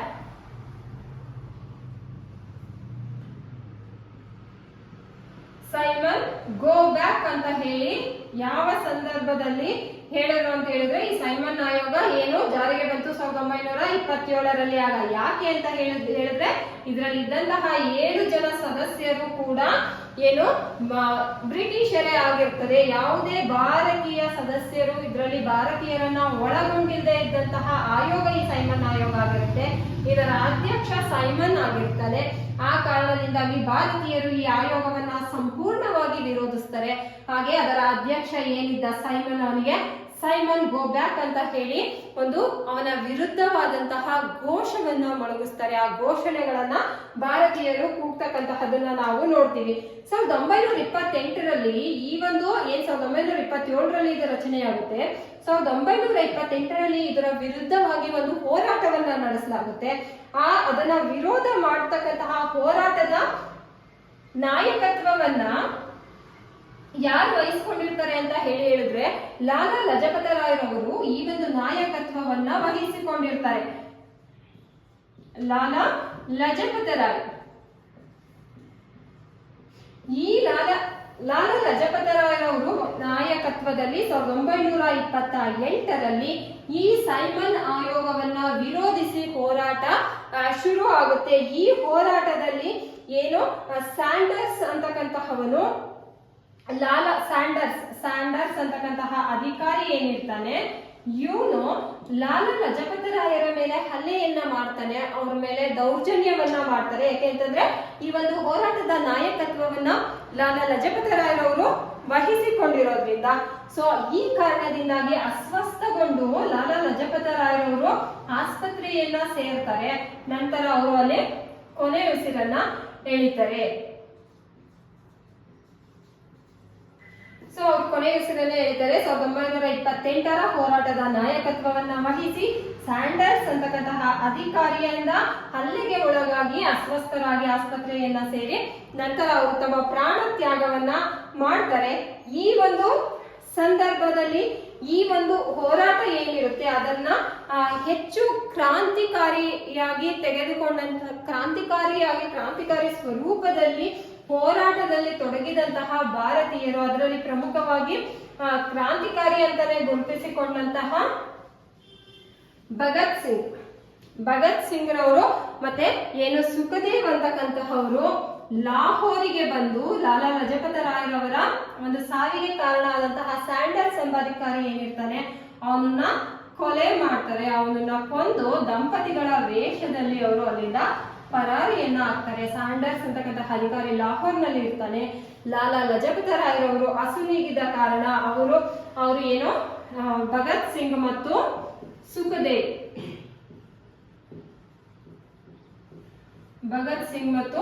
ಸುಖದೇವ್ ಅಂತಕ್ಕಂತಹ ಕ್ರಾಂತಿಕಾರಿ ಹೋರಾಟಗಾರರು ಏನಿದ್ದಾರೆ ಇವರು ಈ ಸ್ಯಾಂಡರ್ಸ್ ಎಂಬ ಅಧಿಕಾರಿಯನ್ನ ಕೊಲೆ ಮಾಡಿ ದಂಪತಿಗಳ ವೇಷದಲ್ಲಿ ಅಲ್ಲಿಂದ ಅವರು ತಪ್ಪಿಸ್ಕೊಳ್ತಾರೆ, ಹೋಗ್ತಾರೆ ಅಂತ ಹೇಳಿ ನಾವು ನೋಡ್ತೀವಿ. ಸೊ ಇದಿಷ್ಟು ಬಂದ್ಬಿಟ್ಟು ಏನು ಇದೊಂದು ಸೈಮನ್ ಆಯೋಗ, ಇದಕ್ಕೆ ಸಂಬಂಧಿಸಿದಂತಹ ಮಾಹಿತಿ. ಏನೆಲ್ಲ ನಮ್ಮ ಸಂವಿಧಾನ ರಚನೆ ಆಗ್ಬೇಕು ಅಂತ ಹೇಳಿದ್ರೆ ಅಥವಾ ನಮಗೆ ಸ್ವಾತಂತ್ರ್ಯ ಪೂರ್ವದಲ್ಲಿ ಏನೆಲ್ಲ ಘಟನೆಗಳು ನಡೆದಿದೆ ಅಂತ ಹೇಳಿ ಇವತ್ತು ನಾವು ಆ ಸ್ವಾತಂತ್ರ್ಯವನ್ನ ಎಷ್ಟು ಈಸಿಯಾಗಿ, ಎಷ್ಟು ಕೇರ್ಲೆಸ್ ಆಗಿ, ಅದರ ಅರಿವೇ ಇಲ್ಲದ ರೀತಿನಲ್ಲಿ ನಾವಿವತ್ತು ವರ್ತನೆಯನ್ನ ಮಾಡ್ತಾ ಇದ್ದೀವಿ. ಇವನ್ನೆಲ್ಲ ನೋಡಿದ್ರೆ ಸ್ವಾತಂತ್ರ್ಯಕ್ಕೆ ಎಷ್ಟು ಮಹತ್ವ ಇದೆ ಅನ್ನೋದು ನಮ್ಗೆ ಅರ್ಥ ಆಗ್ಬೇಕು. ನೆಕ್ಸ್ಟ್ 1935ರ ಭಾರತ ಸರ್ಕಾರ ಕಾಯ್ದೆ, ಇದು ವೆರಿ ಇಂಪಾರ್ಟೆಂಟ್. ಯಾಕೆಂತಂದ್ರೆ ಇದರ ಒಂದು ಹೆಚ್ಚಿನ ಭಾಗವನ್ನ ನಾವು ನಮ್ಮ ಸಂವಿಧಾನಕ್ಕೆ ಅಳವಡಿಸಿಕೊಂಡಿರ್ತಕ್ಕಂತಹದನ್ನ ಕೂಡ ನಾವು ನೋಡ್ತೀವಿ. 1935ರ ಭಾರತ ಸರ್ಕಾರ ಕಾಯ್ದೆ.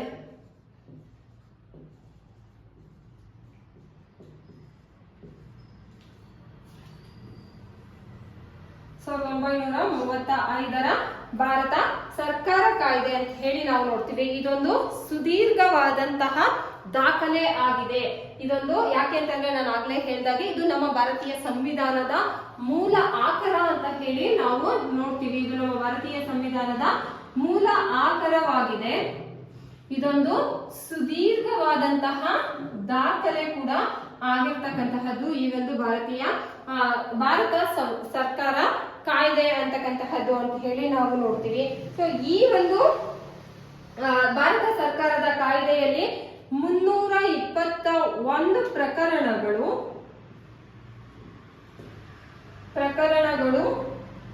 ಮತ್ತು 12 ಅನುಸೂಚಿಗಳು ಇದ್ದವು. 12 ಅನುಸೂಚಿಗಳು ಇದ್ದಂತಹದನ್ನ ನಾವು ಕಾಣ್ತೀವಿ. ಸೊ ಹಾಗೆ ಈ ಕಾಯ್ದೆಯ ಅಡಿಯಲ್ಲಿ ಒಕ್ಕೂಟ ನ್ಯಾಯಾಲಯವನ್ನ ಸ್ಥಾಪಿಸಲಾಯಿತು. ಒಕ್ಕೂಟ ನ್ಯಾಯಾಲಯವನ್ನ ಕೂಡ ಇಲ್ಲಿ ಸ್ಥಾಪನೆ ಆಗಿದ್ದನ್ನ ನಾವು ನೋಡ್ತೀವಿ. ಹಾಗೆ ಈ ಒಂದು ಕಾಯ್ದೆಯು ಏನು ಭಾರತೀಯ ರಿಸರ್ವ್ ಬ್ಯಾಂಕ್ ನ ಕೂಡ ಸ್ಥಾಪನೆ ಮಾಡಲಾಗುತ್ತೆ. ಈ ಒಂದು ಕಾಯ್ದೆಯ ಅನ್ವಯ ಭಾರತೀಯ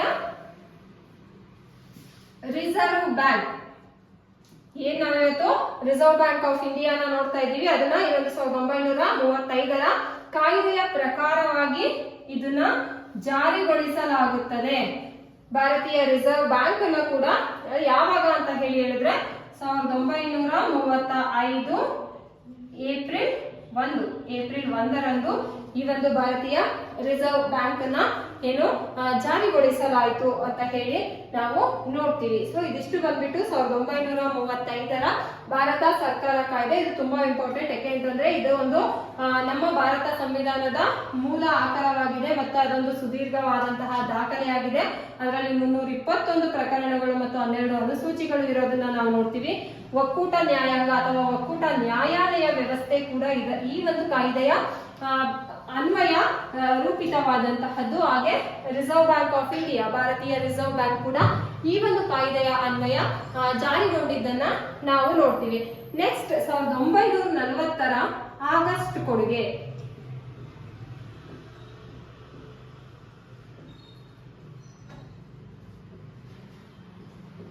ಆಗಸ್ಟ್ ಕೊಡುಗೆ 1940ರ ಆಗಸ್ಟ್ ಕೊಡುಗೆ ಅಂತ ಹೇಳಿ ನಾವು ನೋಡ್ತೀವಿ. ಸೊ ಏನು ಈ ಒಂದು ಸಂದರ್ಭದಲ್ಲಿ 1940ರ ಆಗಸ್ಟ್ ಕೊಡುಗೆ ಅಂತ ಹೇಳಿ ಹೇಳಿದ್ರೆ, ಎರಡನೇ ಮಹಾಯುದ್ಧಕ್ಕೆ ಭಾರತೀಯರ ಸಹಕರಿಸುವಂತೆ ಕೋರಿ ಆಗಿನ ವೈಸ್ರಾಯ್ ಯಾರಿರ್ತಾನೆ ಅಂದ್ರೆ ಲಿನ್ಲಿತ್ ಗೋ ಆಗಿನ ವೈಸ್ರಾಯ್ ಆದಂತಹ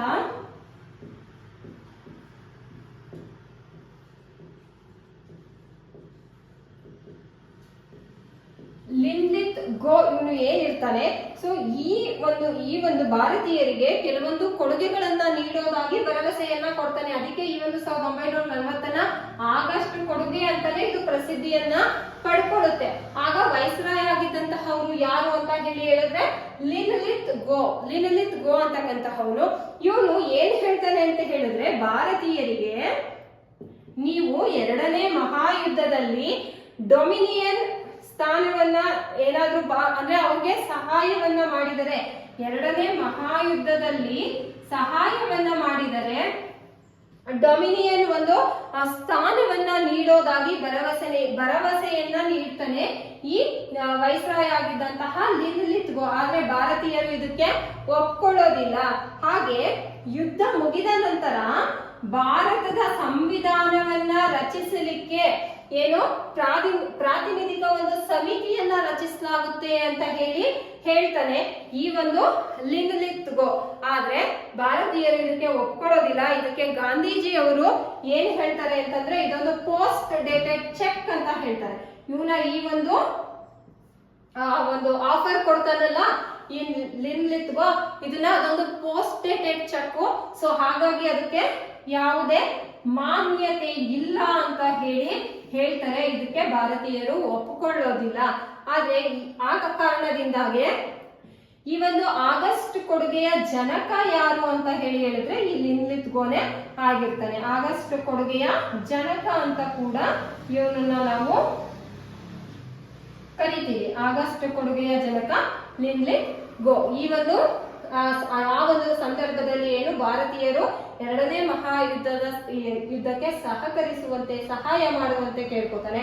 ಅವರು ಸಹಾಯ ಮಾಡಿದ್ರೆ ಏನು ಭಾರತದಕ್ಕೆ ಒಂದು ಡೊಮಿನಿಯನ್ ಒಂದು ಸ್ಥಾನವನ್ನ ಕೊಡೋದಾಗಿ ಹೇಳ್ತಾರೆ. ಎರಡನೇ ಮಹಾಯುದ್ಧದ ನಂತರ ಆ ಒಂದು ಭಾರತೀಯ ಸಂವಿಧಾನ ರಚನಾ ಸಮಿತಿಯನ್ನ ಕೂಡ ನೇಮಕವನ್ನ ಮಾಡೋದಾಗಿ ಹೇಳ್ತಾನೆ. ಆದ್ರೆ ಇದನ್ನ ಗಾಂಧೀಜಿಯವರು ಇದೊಂದು ಪೋಸ್ಟ್ ಡೇಟೆಡ್ ಚೆಕ್ ಅಂತ ಹೇಳಿ ಹೇಳ್ತಾರೆ. ಹಾಗೆ ಇದಕ್ಕೆ ಯಾವುದೇ ರೀತಿಯಾದಂತಹ ಅದೇ ಜರ್ಮನಿಯ ವಿರುದ್ಧವಾಗಿ ಹೋರಾಡ್ಲಿಕ್ಕೆ ಅವ್ರು ಕೇಳ್ತಾರೆ. ಆದ್ರೆ ಭಾರತೀಯರು ಅದಕ್ಕೆ ಒಪ್ಕೊಳ್ಳೋದಿಲ್ಲ. ಆ ನಂತರದಲ್ಲಿ ಇವನ್ಗೆ ಏನು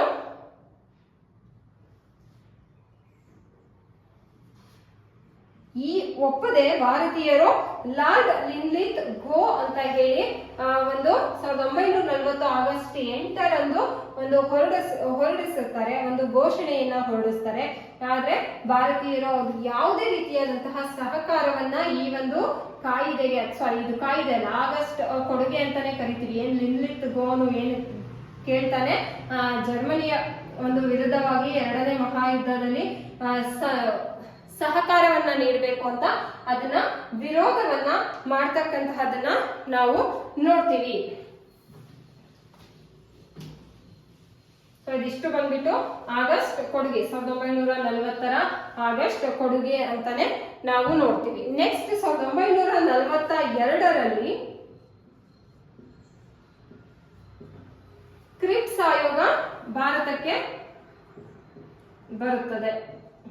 ಕ್ರಿಪ್ಸ್ ಆಯೋಗ ಭಾರತಕ್ಕೆ ಬರುತ್ತೆ. ಯಾವಾಗ ಬರುತ್ತೆ ಅಂತ ಹೇಳಿದ್ರೆ 1942ರಲ್ಲಿ ಈ ಒಂದು ಕ್ರಿಪ್ಸ್ ಆಯೋಗ ಭಾರತಕ್ಕೆ ಬರುತ್ತೆ. ಸೊ ಈ ಆಯೋಗದ ನೇತೃತ್ವವನ್ನ ಯಾರು ವಹಿಸಿರ್ತಾರೆ ಅಂತ ಹೇಳಿ ಹೇಳಿದ್ರೆ ಸ್ಟ್ಯಾನ್ಫೋರ್ಡ್ ಕ್ರಿಪ್ಸ್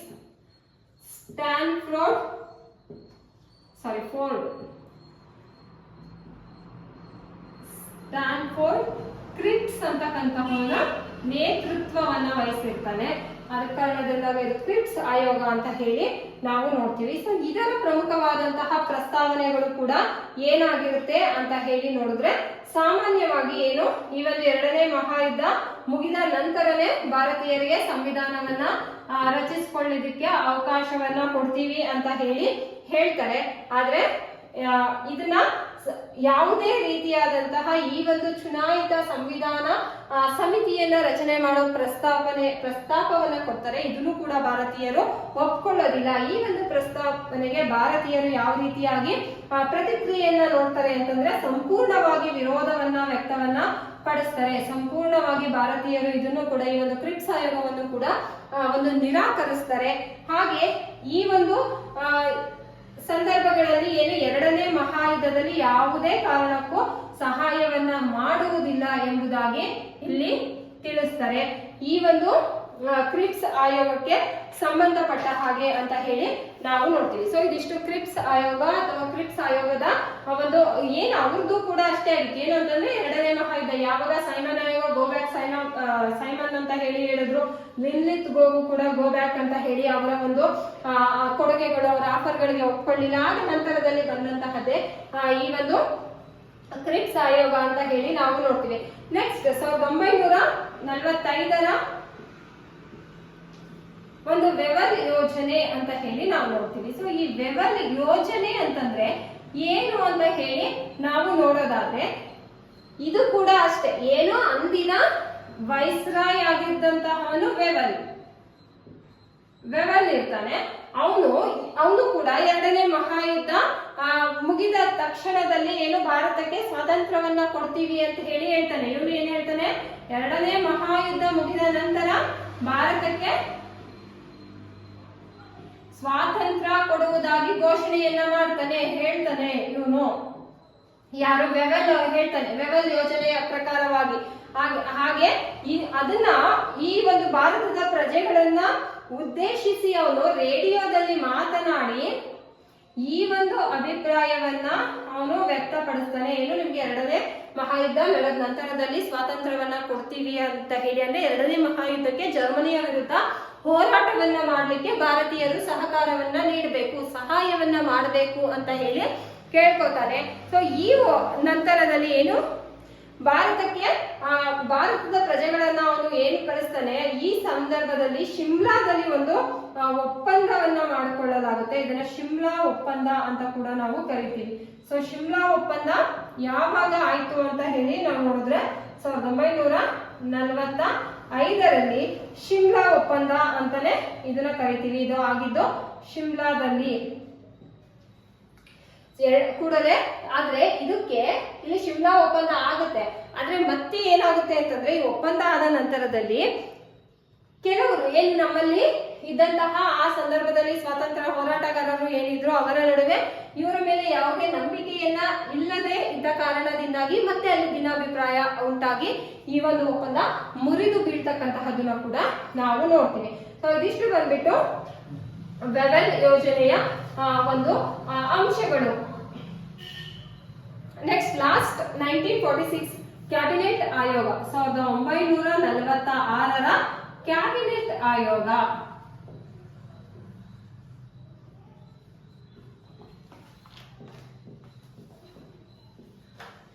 ಈ ಕ್ಯಾಬಿನೆಟ್ ಆಯೋಗದಲ್ಲಿ ಪ್ರಮುಖವಾದಂತಹ ಅಂಶ ಏನು ಅಂತ ಹೇಳಿದ್ರೆ, ಇಂಗ್ಲೆಂಡಿನ ಪ್ರಧಾನಿ ಏನೋ ಆಗ ಇದ್ದಂತಹವರು ಅವರು ಈ ಒಂದು ಭಾರತ ಸಂವಿಧಾನವನ್ನ ರಚನೆ ಮಾಡುವ ಉದ್ದೇಶದಿಂದ ಅಥವಾ ಅದಕ್ಕೆ ಸಂಬಂಧಿಸಿದ ಹಾಗೆ ರಚನೆ ಮಾಡೋದಕ್ಕೆ ಸಂಬಂಧಿಸಿದ ಹಾಗೆ ಕ್ಲೇಮೆಂಟ್ ಅಟ್ಲೇರ್ ಅವರು ಒಂದು ಆಯೋಗವನ್ನ ಕಳಿಸ್ತಾರೆ. ಅದೇ ಈ ಒಂದು ಕ್ಯಾಬಿನೆಟ್ ಆಯೋಗ. ಕ್ಲೇಮೆಂಟ್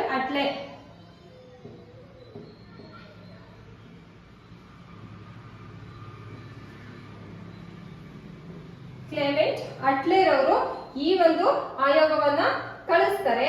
ಇದು 1946 ಮಾರ್ಚ್ 24ರಂದು ಭಾರತಕ್ಕೆ ಬರುತ್ತೆ. ಮಾರ್ಚ್ 24ರಂದು ಭಾರತಕ್ಕೆ ಬಂದಂತಹ ಆಗಮಿಸುತ್ತೆ. ಇದು ತನ್ನ ವರದಿಯನ್ನ 1946 ಮೇ 16ಕ್ಕೆ ಸಲ್ಲಿಸುತ್ತದೆ. ಸೊ ಏನು ಈ ಒಂದು ಕ್ಯಾಬಿನೆಟ್ ಆಯೋಗವನ್ನ ಕ್ಲೇಮೆಂಟ್ ಅಟ್ಲೆ ಅಂತಕ್ಕಂತಹವರು ಭಾರತಕ್ಕೆ ಸಂವಿಧಾನವನ್ನ ಕುರಿತು ಒಂದು ವರದಿ, ಸಂವಿಧಾನ ರಚನೆಯನ್ನ ಕುರಿತು ಒಂದು ವರದಿಯನ್ನ ನೀಡ್ಲಿಕ್ಕೆ ಕಳಿಸ್ತಾರೆ. ಈ ಒಂದು ಆಯೋಗ 1946 ಮಾರ್ಚ್ 24ರಂದು ಭಾರತಕ್ಕೆ ಬರುತ್ತೆ. ಅದು 1946 ಮೇ 16ರಂದು ತನ್ನ ವರದಿಯನ್ನ ಸಲ್ಲಿಸುತ್ತೆ. ಸೊ ಲಾರ್ಡ್ ಪೆಥಿಕ್ ಲಾರೆನ್ಸ್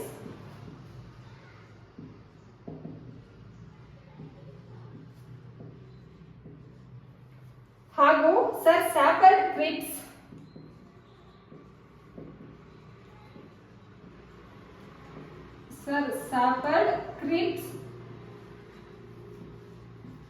ಮತ್ತು ವಿವಿ ಅಲೆಕ್ಸಾಂಡರ್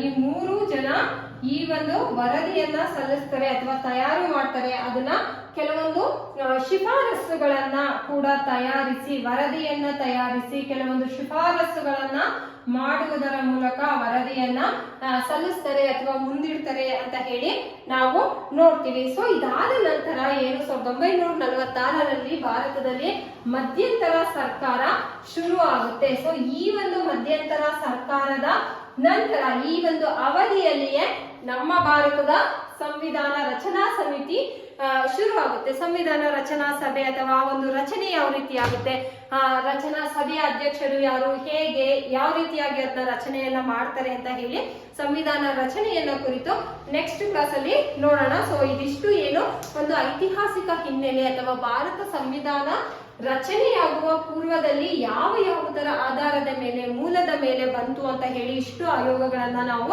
ಅಧ್ಯಯನ ಮಾಡೋದು ತುಂಬಾ ಇಂಪಾರ್ಟೆಂಟ್. ಯಾಕೆ ಅಂತಂದ್ರೆ ನಾವು ಈಗ ಆಲ್ರೆಡಿ ಯಾವ ರೀತಿಯಾಗಿ ಕಾಂಪಿಟೇಟಿವ್ ಎಕ್ಸಾಮ್ಸ್ ಅಲ್ಲಿ ಕ್ವಶನ್ಸ್ ಅನ್ನ ತುಂಬಾ ಡೀಪ್ ಆಗಿ ಹೋಗಿ ಕೇಳ್ತಾರೆ ಅಂತ ಹೇಳಿ ನಾವು ನೋಡಿದೀವಿ. ಸೊ ಆ ಕಾರಣದಿಂದಾಗಿ ನಾವು ಇದೆಲ್ಲದನ್ನು ಅಧ್ಯಯನ ಮಾಡಬೇಕು. ನಿಮಗೆ ಈ ಕ್ಲಾಸ್ ಇಷ್ಟ ಆಗ್ತಾ ಇದ್ರೆ ನಮ್ಮ ಚಾನಲ್ ಅನ್ನ ಸಬ್ಸ್ಕ್ರೈಬ್ ಮಾಡ್ಕೊಳ್ಳಿ. ಸೊ ನೆಕ್ಸ್ಟ್ ಕ್ಲಾಸ್ ಅಲ್ಲಿ ಸಂವಿಧಾನ ರಚನಾ ಸಭೆ ಅದನ್ನ ಕುರಿತು ಸಂಪೂರ್ಣ ಮಾಹಿತಿಯನ್ನ ತಿಳ್ಕೊಳ್ಳೋಣ. Thank you so much.